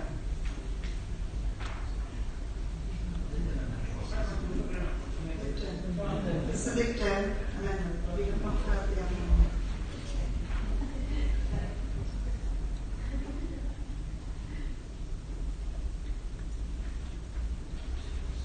And against?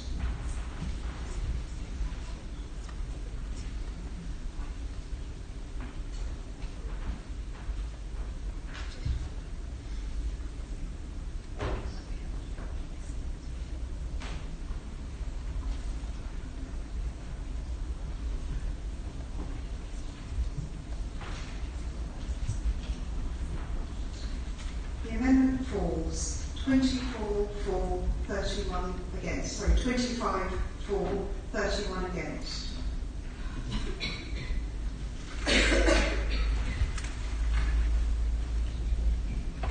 We'll now move on to the second amendment. Councillor Welton, please now move your amendment.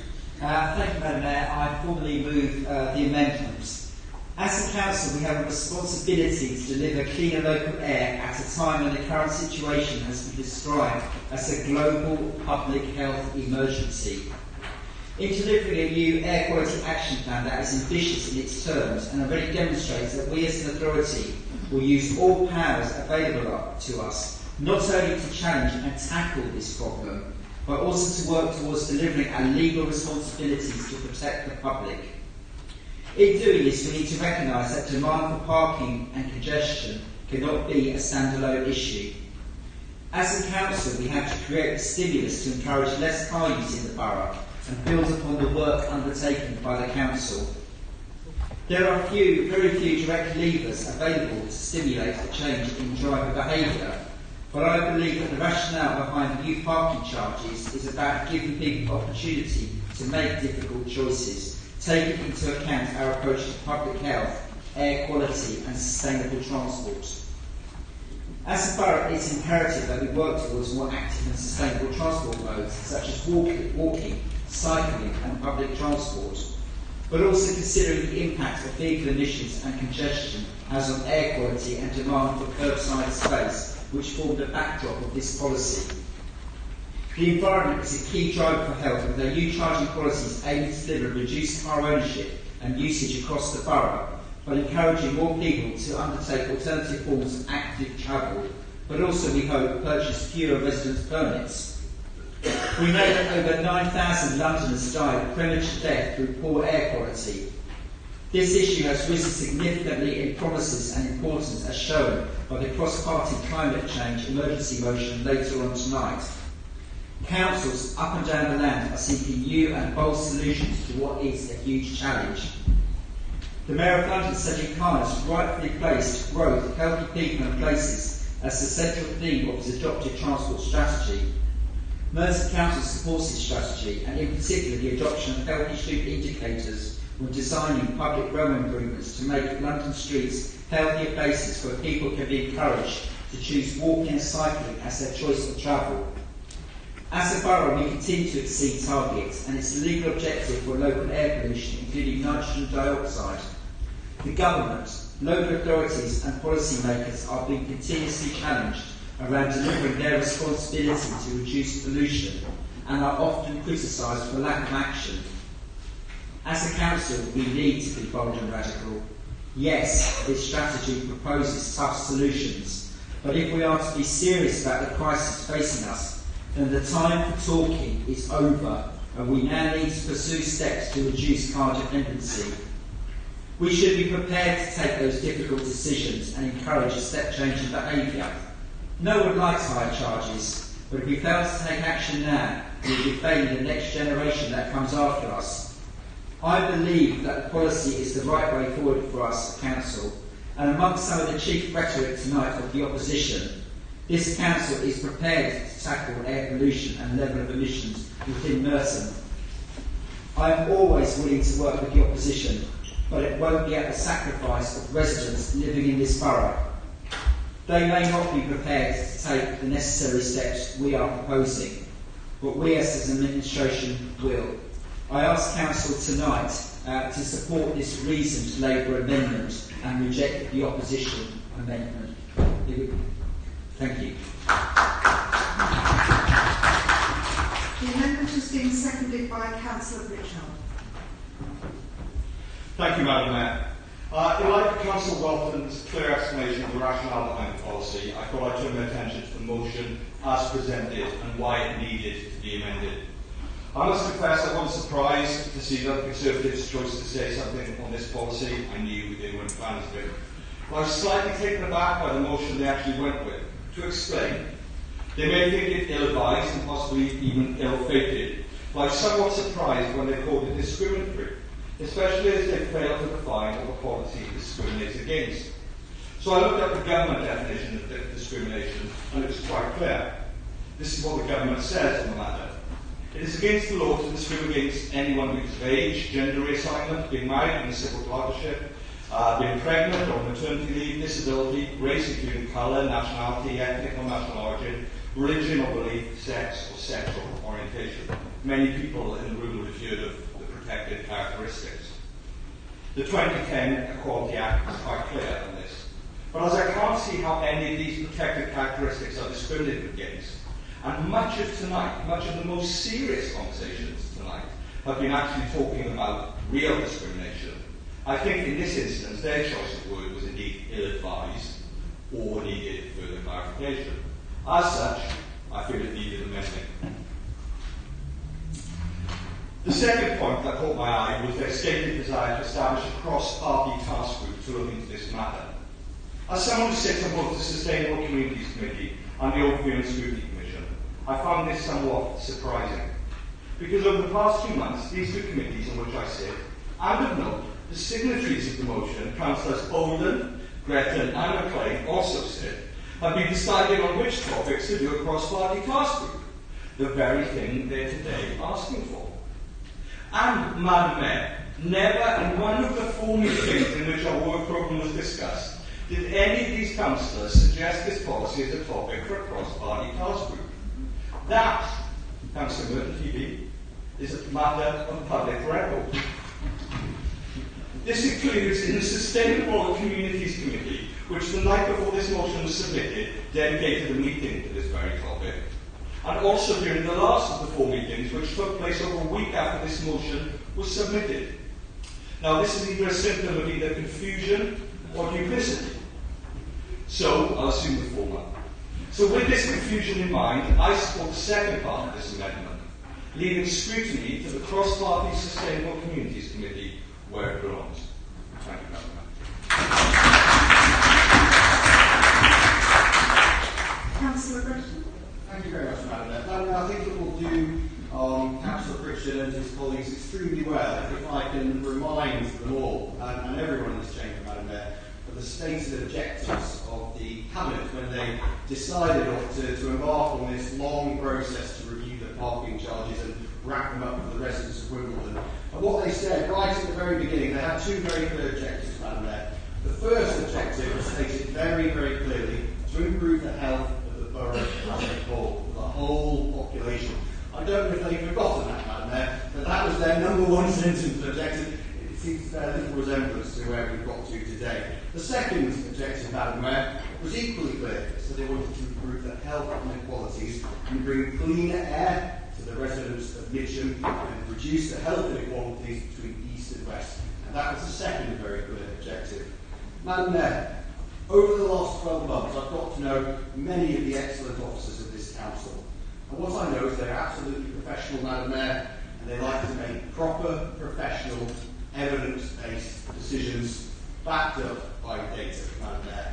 Backed up by data. Now, sorry I was to see, Madam Mayor, that this elected cabinet and Councillor Alison with his Wimbledon tax made the officers go out and try and justify how those 2 objectives were somehow met by the data, when they had not one shred of evidence to support either of the 2 objectives, Madam Mayor. Not one shred. And not one shred to show that boosting and ramping up the parking charges in Wimbledon somehow would magically reduce the nitrogen dioxide levels 4 miles to the east in Mitcham, Madam Mayor. The good officers of this council found it impossible to explain. The one thing they did table by way of evidence, Madam Mayor, was a reference to a Canadian parking report which somebody had managed to find. And if they read that report and read the small print of that report, Madam Mayor, the one piece of evidence they did table, they will know that it was actually drafted and tabled by the Trade Association, who represents the parking industry in Canada, Madam Mayor. And they wheel out a different report every week that says it's a good idea to raise parking charges. That was their one piece of evidence, Madam Mayor, and they thought it was a good idea to base their conclusions on that, Madam Mayor. So, Madam Mayor, this is an extortionist parking tax on the residents of Wimbledon. And it's not the first time I've heard, Madam Mayor, a Wimbledon tax being put forward in this chamber. Only a few weeks ago, we heard from Councillor Kohler, Madam Mayor, and the Liberal Democrats party group. We heard their brand new policy. They also wanted a Wimbledon tax. It's a bit different from the parking Wimbledon tax. They wanted a band-aid, high banded, valued properties for Hillside, for Wimbledon Village, for Wimbledon Park. They want to ramp up the council tax in Wimbledon as well, Madam Mayor. That's their branding policy, and it's a bit strange that was their very clear policy, Madam Mayor. Not wanting to be outdone by their friends in Kingston Council, who of course have the highest council tax anywhere in London, Madam Mayor. Madam Mayor, it's worth probably reminding Councillor Allison of his numbers a little bit. £5 billion, and I don't know if you've had his calculator out, he's actually done the calculations recently, but you'll notice that the new parking charges are going to raise about £5 million, Madam Mayor, in new CPZ charges across our borough. How much of that's coming from Morden, Madam Mayor? Just over £100,000. How much from Mitcham, Madam Mayor? £300-something thousand. That's why this tax makes no sense at all. It increases the tax load on the residents of Wimbledon on claiming to somehow magically reduce the nitrogen dioxide levels 4 miles to the east in Mitcham. It's an absolute sham, this Wimbledon tax, Madam Mayor. It should be immediately rejected, and we should have proper measures in place across our whole borough that bring in better air quality, such as cycling lanes, and all these sorts of good measures that are proper low emission bus. So that would be a much better proposal. This proposal should be rejected, Madam Mayor. Thank you.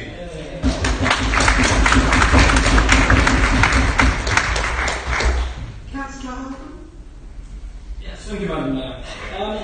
Well, I'm going to say something slightly positive about them. Because they actually backed our motion, we supported their amendment, it was quite sensible. But for Labour, though, they clearly love taxes.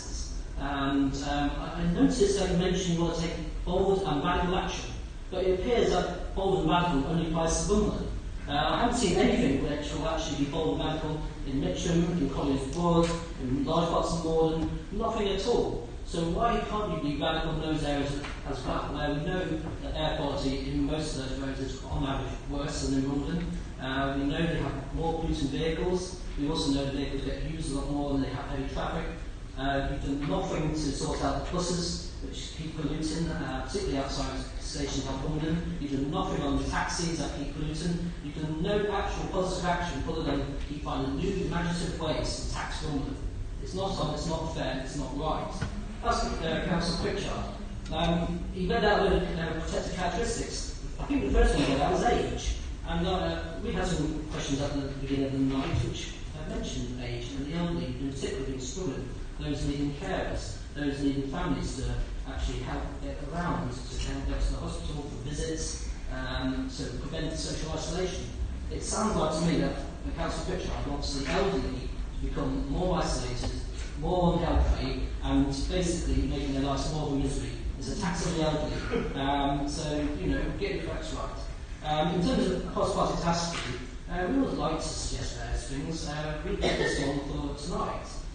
We've also spoken to some people who are air quality experts, and they said they'd like to help the council.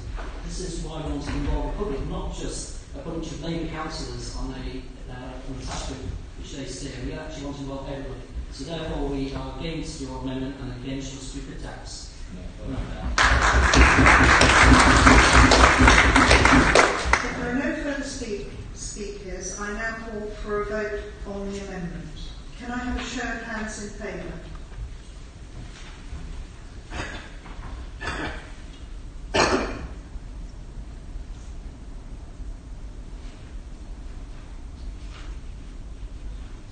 And those against?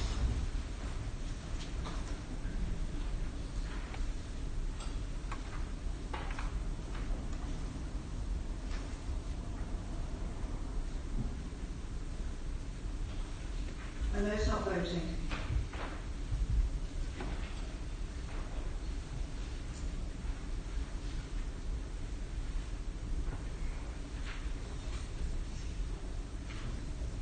I have 32 for, 25 against. The amendment is carried. I now call for a vote on the substantive motion as amended. Can I have a show of hands in favour?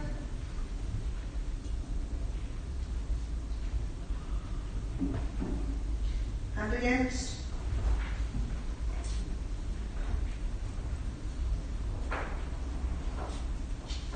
And those not voting? The amendment is carried. The substantive is carried.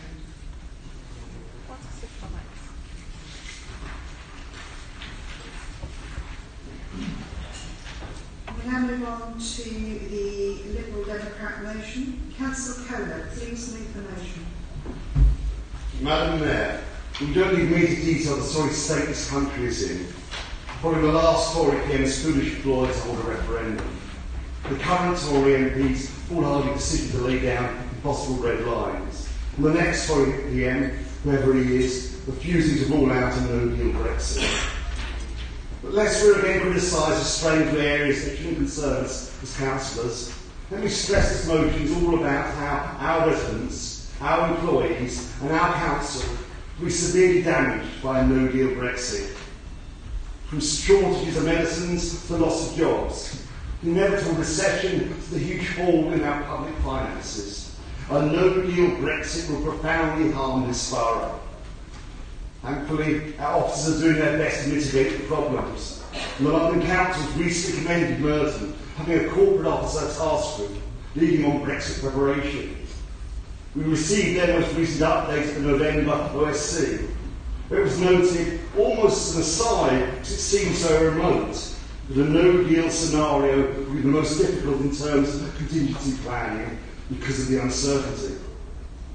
Unfortunately, the likelihood of that uncertainty has, the expected coronation of the impecunious Mr Johnson, become a lot more certain. And thus the time has come for an update, which is what we're trying to achieve in the final clause of this motion. As the preceding clause, calling on both our MPs to use any parliamentary means to prevent a no-deal Brexit, I begin by commending the Mitchell and Morden MP, Siobhan McDonough, who has conceded she made a mistake voting through Article 50, has campaigned ever since for a people's vote, with, it must be noted, the unwavering support by our colleagues on the other side of the aisle. If only the same was true in my neck of the woods, be it in Wimbledon or on this side of the aisle. The chair of Wimbledon Constituency Labour Party is an avowed Brexiteer, whilst lamenting the parliamentary candidate, Jackie Schneider, has a long history of hostile tweets against the EU. As for the Conservatives, as a council group you are, of course, led by Councillor McLean, with whom I've always got on. But you admit, Nick, you're a hard Brexiteer. Not all of you are, of course. Before you start quoting Stephen Hammond and me, let's examine his parliamentary record. In 18 votes since 2016, he has never voted to preserve the rights of the EU nationals in the UK. Nor has he ever voted against the whip to rule out a no-deal Brexit, despite repeatedly telling constituents he will do anything to prevent one, apart, it seems, from endangering his ministerial career. Even last night, Stephen Hammond voted against Dominic Reeve's successful amendment designed to stop a Prime Minister Johnson proroguing Parliament. This is shameful stuff. It's time Mr Hammond lived up to his rhetoric, and I call on every Tory councillor in this chamber who is not a hard Brexiteer to join us in voting this motion. Thank you, Madam Mayor.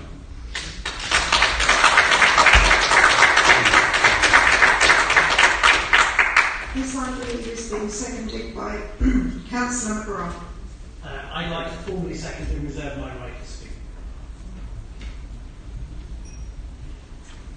We'll move to the Labour amendment. Councillor Allison. Thank you, Madam Mayor. On this occasion, we completely agree with the sentiments of this motion. On a no-deal Brexit, the Tories are not peddling optimism, they are peddling lunacy.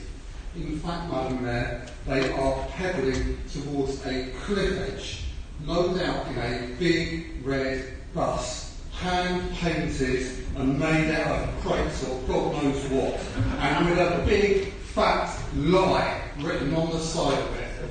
So we need to be clear as a council tonight, a no-deal Brexit is a big fat disaster waiting to happen to Merton.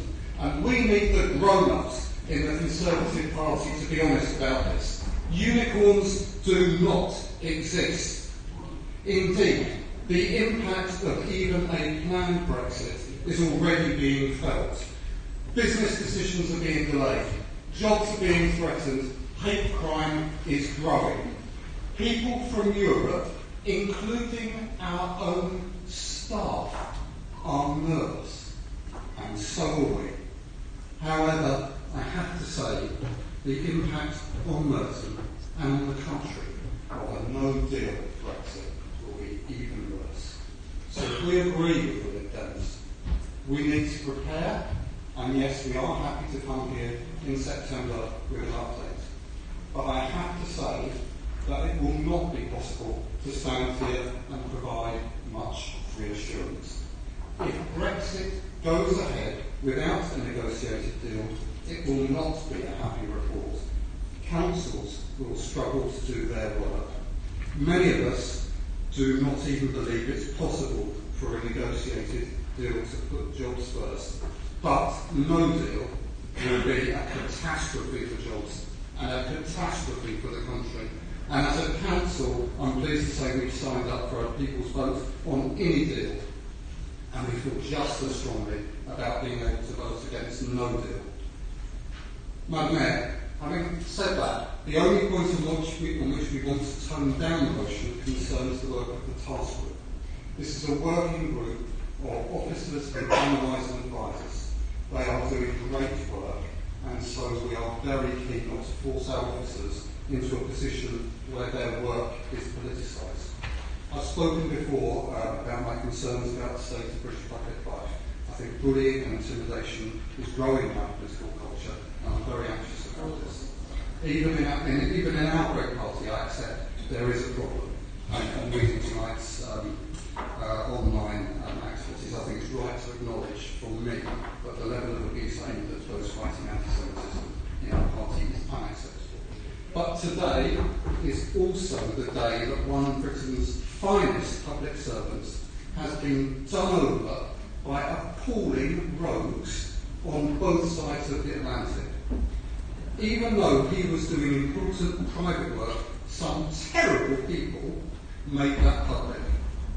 So given this background, we need to be clear. Our officers should be able to work behind the scenes, advising us without fear or favour, in the finest traditions of Britain's public servants without being put in the firing line. If we force them to work in public, we immediately make it harder for them to be frank and to do their job, and that simply isn't appropriate. So we ask the Lib Dems to accept our amendment, which makes it clear that it is us politicians who speak and decide in public, not our independent public services. But with that one concern in mind, we support and endorse their motion wholeheartedly, and hope the whole council will accept it with the amendment that I have.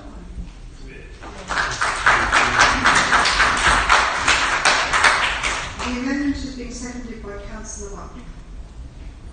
Thank you, Madam Mayor. I just wanted to take this opportunity to add to the eloquent notes against no deal Brexit that people in my area of Abbey Ward are completely against. It's the last thing they want. It's the last thing that a lot of people in Wimbledon want. It would, as we've heard already, be disastrous for the people in my area. As we've already heard, it would put jobs in uncertainty. It would possibly put price of products in shops up, the imported products and medicines. If we're a borough for families, there's a lot of young families in my area that would be very fearful of a no-deal Brexit, and I want every councillor here to be heard saying that tonight. And so I need my time to formally second the motion completely against a no-deal Brexit, and I'd like to hear a lot of the Conservative group especially to say that again tonight.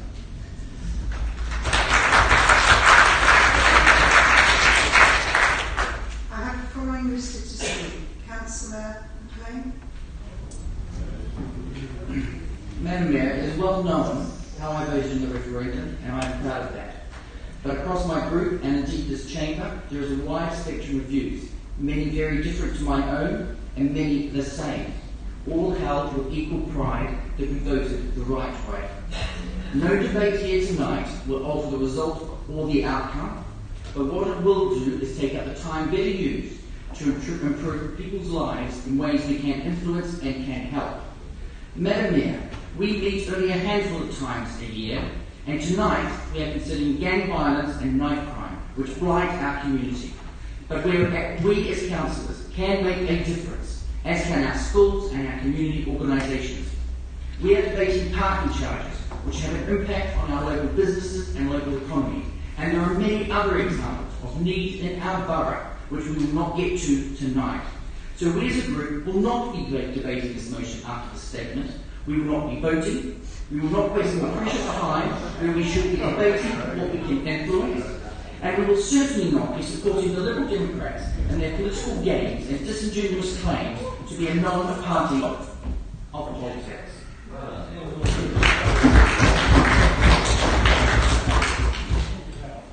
Councillor McGrath. Madam Mayor, well, just to come back at that point, I don't think the Lib Dems have ever claimed to be a non-party. We're very proud of our party and its long history. Madam Mayor, a no-deal Brexit would cause huge disruption and damage to our economy. It would be a calamitous outcome. Now, those aren't my words, they're the words of Stephen Hammond, who went on to say that he feels it's his moral duty to stop a no-deal Brexit. I only wish that his voting record actually reflected that desire. It certainly didn't last night, and it hasn't in other occasions, as my colleague has spoken. Madam Mayor, it was very good to hear strong support from Labour councillors from this motion. But what we really need, despite the previous comments, is from Conservative councillors to send Mr Hammond a message. Now, I know that many of them sitting here know perfectly well that a no-deal Brexit would be a disaster for our country and for our borough. You only have to walk around Dundonald Ward and talk to the many people who work in financial services, for example, who simply will not be able to trade with our EU current partners if a no-deal Brexit goes through. Simply knocking on doors, something I recommend to some of our fellow Conservative, some of our fellow councillors. But so I would ask those Conservatives who actually know perfectly well how disastrous no deal would be, to have some courage to risk deselection by the Brexiteers and the Tory party and vote tonight the way that they know is right. But I also ask those who are backing Boris, those who want his no-deal Brexit, to also have the courage to vote against our motion and show their voters what they actually believe. If, like Jeremy Hunt, they think it's okay to say to residents in their wards when they lose their jobs because their companies have gone bust after a no-deal Brexit, sorry, that sacrifice is necessary. Then vote, have the courage to vote for that and let people see what you're voting for. Madam Mayor, we all know that a no-deal Brexit would be a unique peacetime disaster, a unique self-inflicted peacetime disaster. Let's use any influence we have to try and stop it. And to vote for this motion, please. Thank you.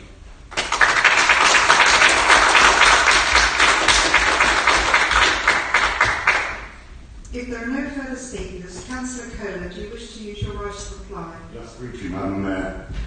What I would say to the Tory councillors is you can change your mind. I realise you've agreed to abstain simply to hold some vague notion of unity when you know, we all know you're not united. Let me give you an example. We came into this chamber, we were going to reject the Labour amendment. But Councillor Allison's argument convinced us. We actually changed our mind in this chamber. We can listen to one another. We can hear things. Councillor Allison's looking very chuffed now. You can, and you too can change your mind. Those of you who believe in no deal, I know some of you do, vote for it. Those who know it will be a disaster, vote for it. Show some courage. This is an important issue. A really important issue. Please vote. Do not abstain, do not duck to the big question. Thank you.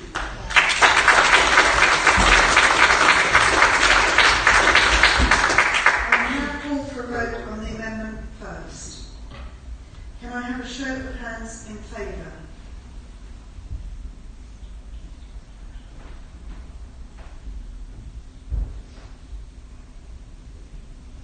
And against?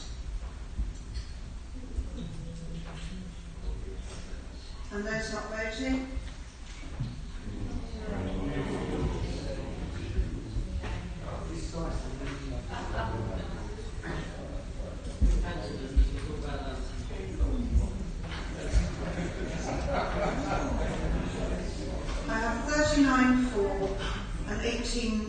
voting. The amendment is carried. I now call for a vote on the substantive motion as amended. Can I have a show of hands in favour?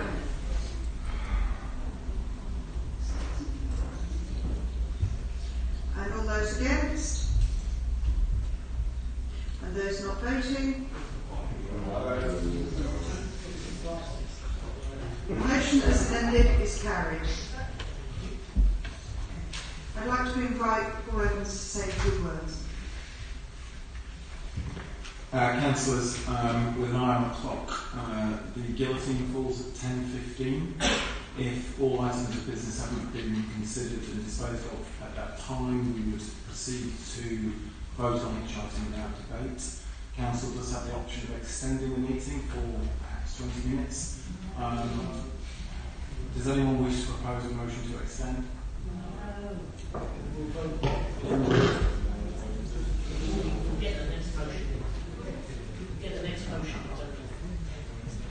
So when it gets to 10:15, any items of business that we're either in the middle of debating or that we've not debated, we will, in order, go to each item of business without any debate. Cross-party motion. Councillor Byers, please move the motion. Thank you, Madam Mayor. I'm very pleased to formally move this cross-party motion.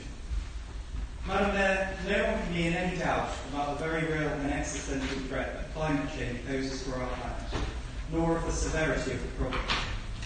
Whilst not a new phenomenon, we have perhaps now reached the precipice where action is demanded from all those in a position to make a difference.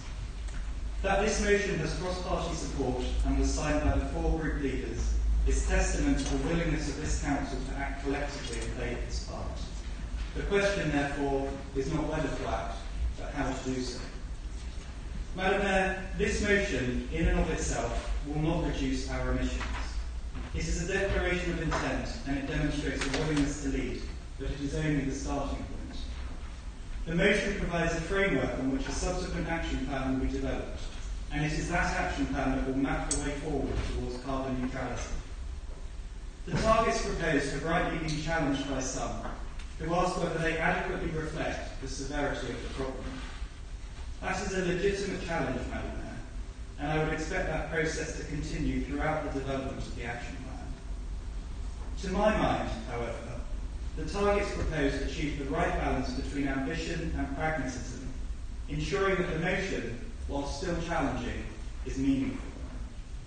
Madam Mayor, I fully accept the Council has an integral role to play, which is why we have an explicit target of 2030 for the Council to reduce its own carbon emissions.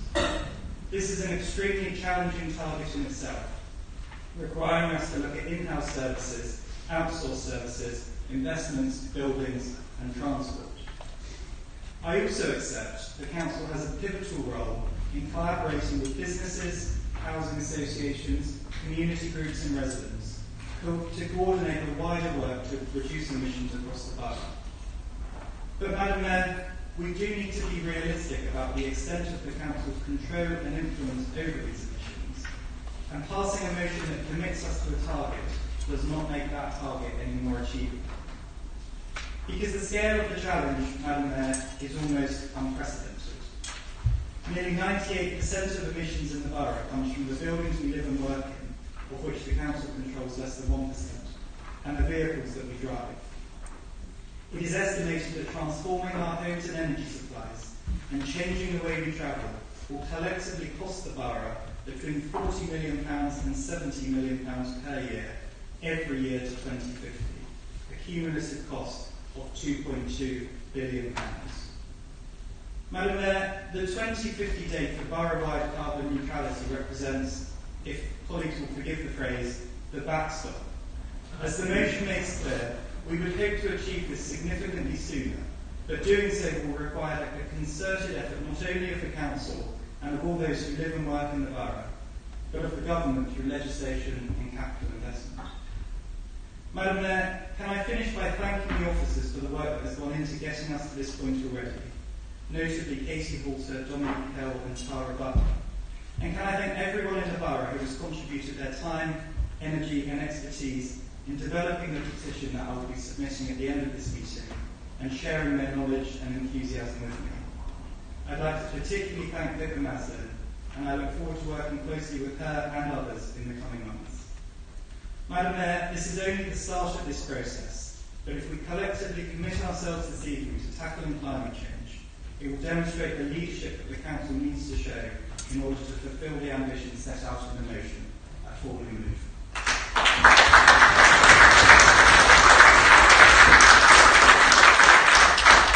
This, I believe, is being seconded by Councillor Gould, and it's her maiden speech. Thank you, Madam Mayor. I feel honoured and proud to represent the residents of Cannon Hill Ward. I became involved in politics as I, like many others, want to be a voice for those that cannot be heard. For the children who want a safe place to cross the road, for women escaping domestic violence, and for an environment free from fossil fuels, and for the people who want a halt to Brexit. As a female politician, I aim to inspire more women to come forward so that Merton Council is a true reflection of our community. Like me, for a while, many residents have felt uncertain of their political allegiance, let down by the two main parties, and unsure of who spoke for them.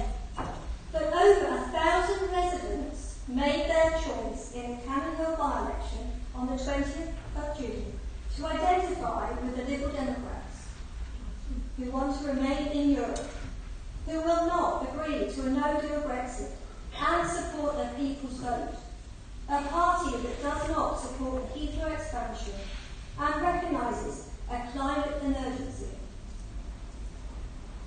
As a Liberal Democrat, I am proud to support and second this urgent cross-party climate emergency motion to work towards the Council being carbon neutral by 2030, but only through education, political and cultural change with government, investment and working cross-party will we achieve the necessary net zero carbon emissions across the board by 2030.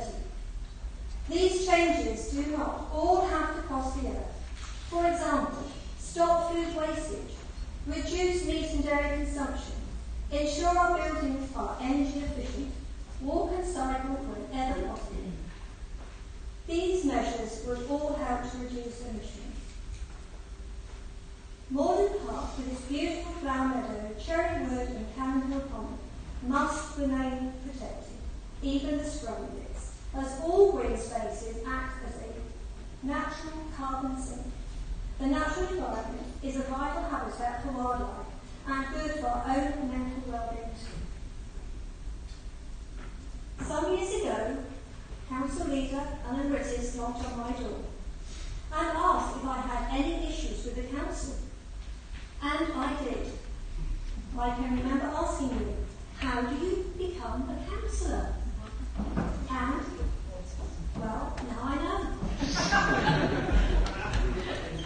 I still have a few issues I need to talk to you about. The repeated message I've heard from the residents in Cannon Hill is that the Council isn't listening. Community matters. It is the glue that holds society together.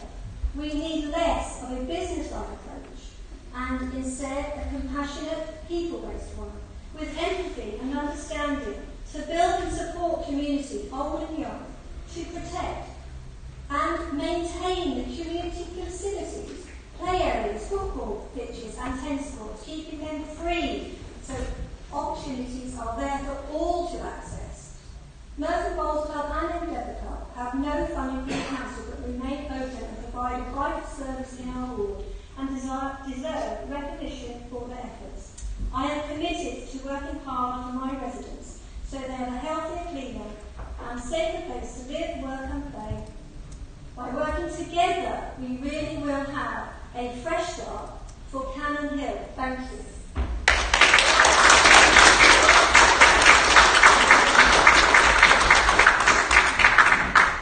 I have the following listed to speak. Councillor McLean.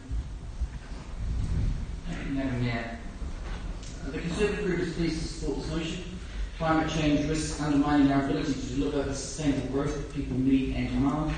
As the more extreme weather will increasingly damage the inputs and the infrastructure on which our economies depend.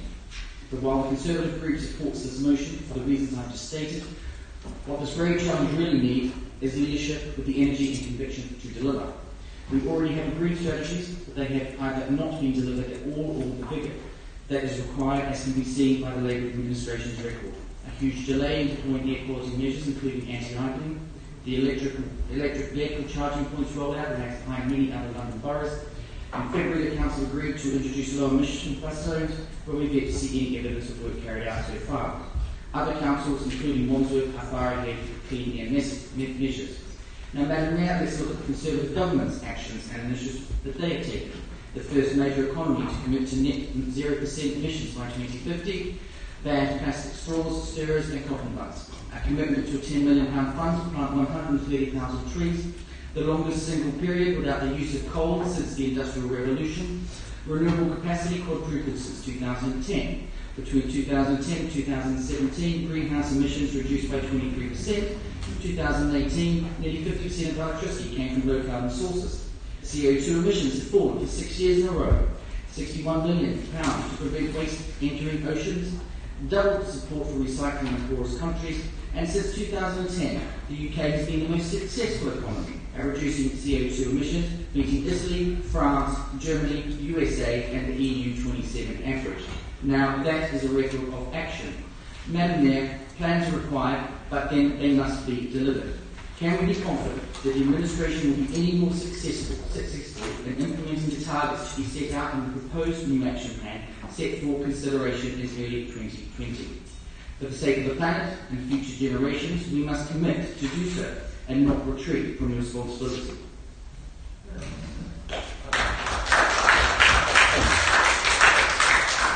Councillor Southgate. Thank you. I'm pleased to pledge the support of the Merton Party to this motion. I'm pleased too that it's been tabled on a cross-party basis, rather than our more usual process of motion and amendment. For something as far-reaching as this, we need to demonstrate unanimity. We should be grateful to Council buyers for planning sufficiently far in advance to secure cross-party agreement and support. In truth, we're probably pushing on an open door with this motion, in that many of our residents are already concerned about the accelerating impact of climate change, and they would like us, as a council, to be doing all we can to mitigate it. Madam Mayor, you may or may not agree with the actions of the Extinction Rebellion movement and their use of civil disobedience to highlight the threat of global warming. One thing they did do, though, was to confront us with the reality that we, in our hearts, have known for years. Namely, that time is running out. This is not some hypothetical event in 50 years' time. It's on our doorstep. It's 12 to 13 years from now. All the evidence we see around us in the form of exceptionally hot summers, more frequent downpours, flash flooding, is that it's coming towards us at an ever-accelerating rate. The motion correctly points out that the Council is only directly responsible for 2.5% of carbon emissions in the borough. But, as a shaper of place, we can have influence over so much more than that. I'm pleased to learn from Councillor Pritchard that we've already cut our investments in fossil fuels, held in Merton's pension funds by 2/3. And that's a lot of money given it's a £663 million fund. Let's not forget the leadership we demonstrated when we introduced the Merton Rule back in 2003, requiring new commercial buildings to generate at least 10% of their energy needs on site using renewable sources. That was widely adopted by other planning authorities. We can continue to use the planning system in innovative ways to reduce carbon emissions from buildings as well as from traffic, if you're willing to take bold measures. We've been very impressed with the leadership that Sustainable Merton has shown in encouraging and fostering individual initiatives to combat climate change through its network of community champions. Individual actions may seem too little and too limited, but if they can encourage others to follow suit, they can make a real difference at the collective level. And we, Merton Council, should be providing the leadership and the framework within which all of these individual endeavours can flourish, a collaborative partnership between the council and its residents.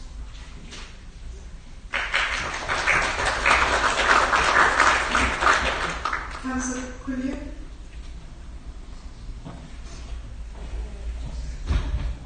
Thank you, Madam Mayor. Our planet, the place we all live, is facing an existential threat.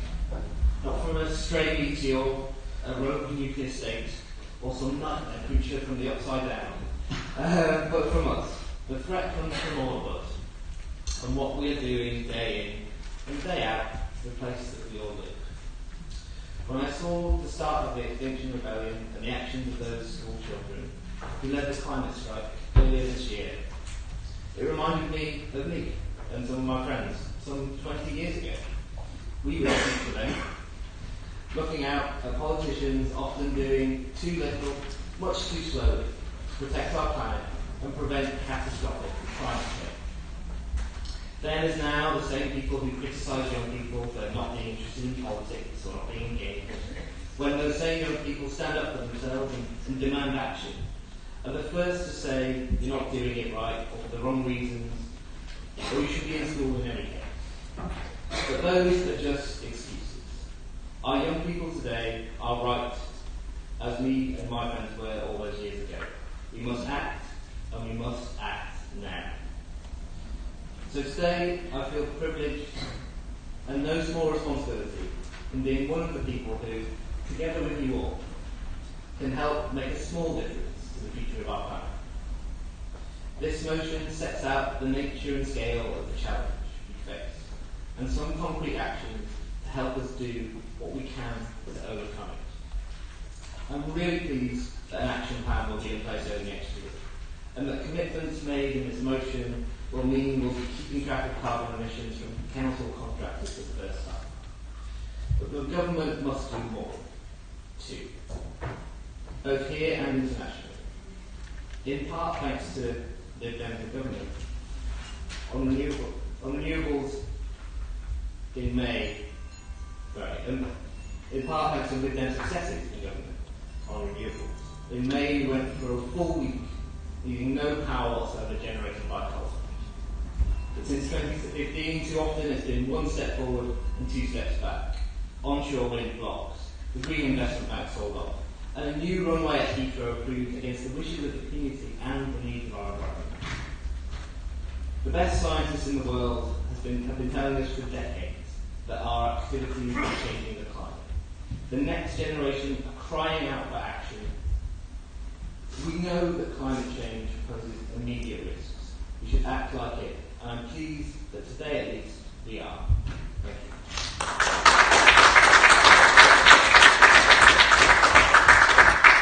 you. The guillotine has fallen, so we will take this as agreed.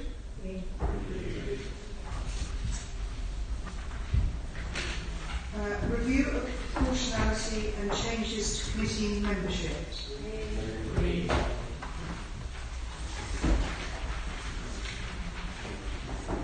Overview of scrutiny annual report. Petitions.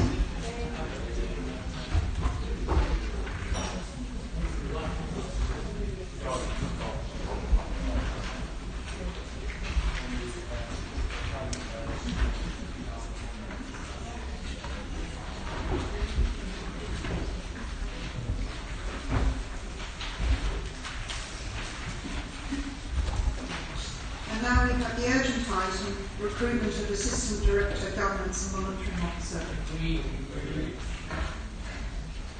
Business for the next ordinary meeting of the Council on the 18th of September. A sustainable communities with a focus on the horse. With no further business, I declare this meeting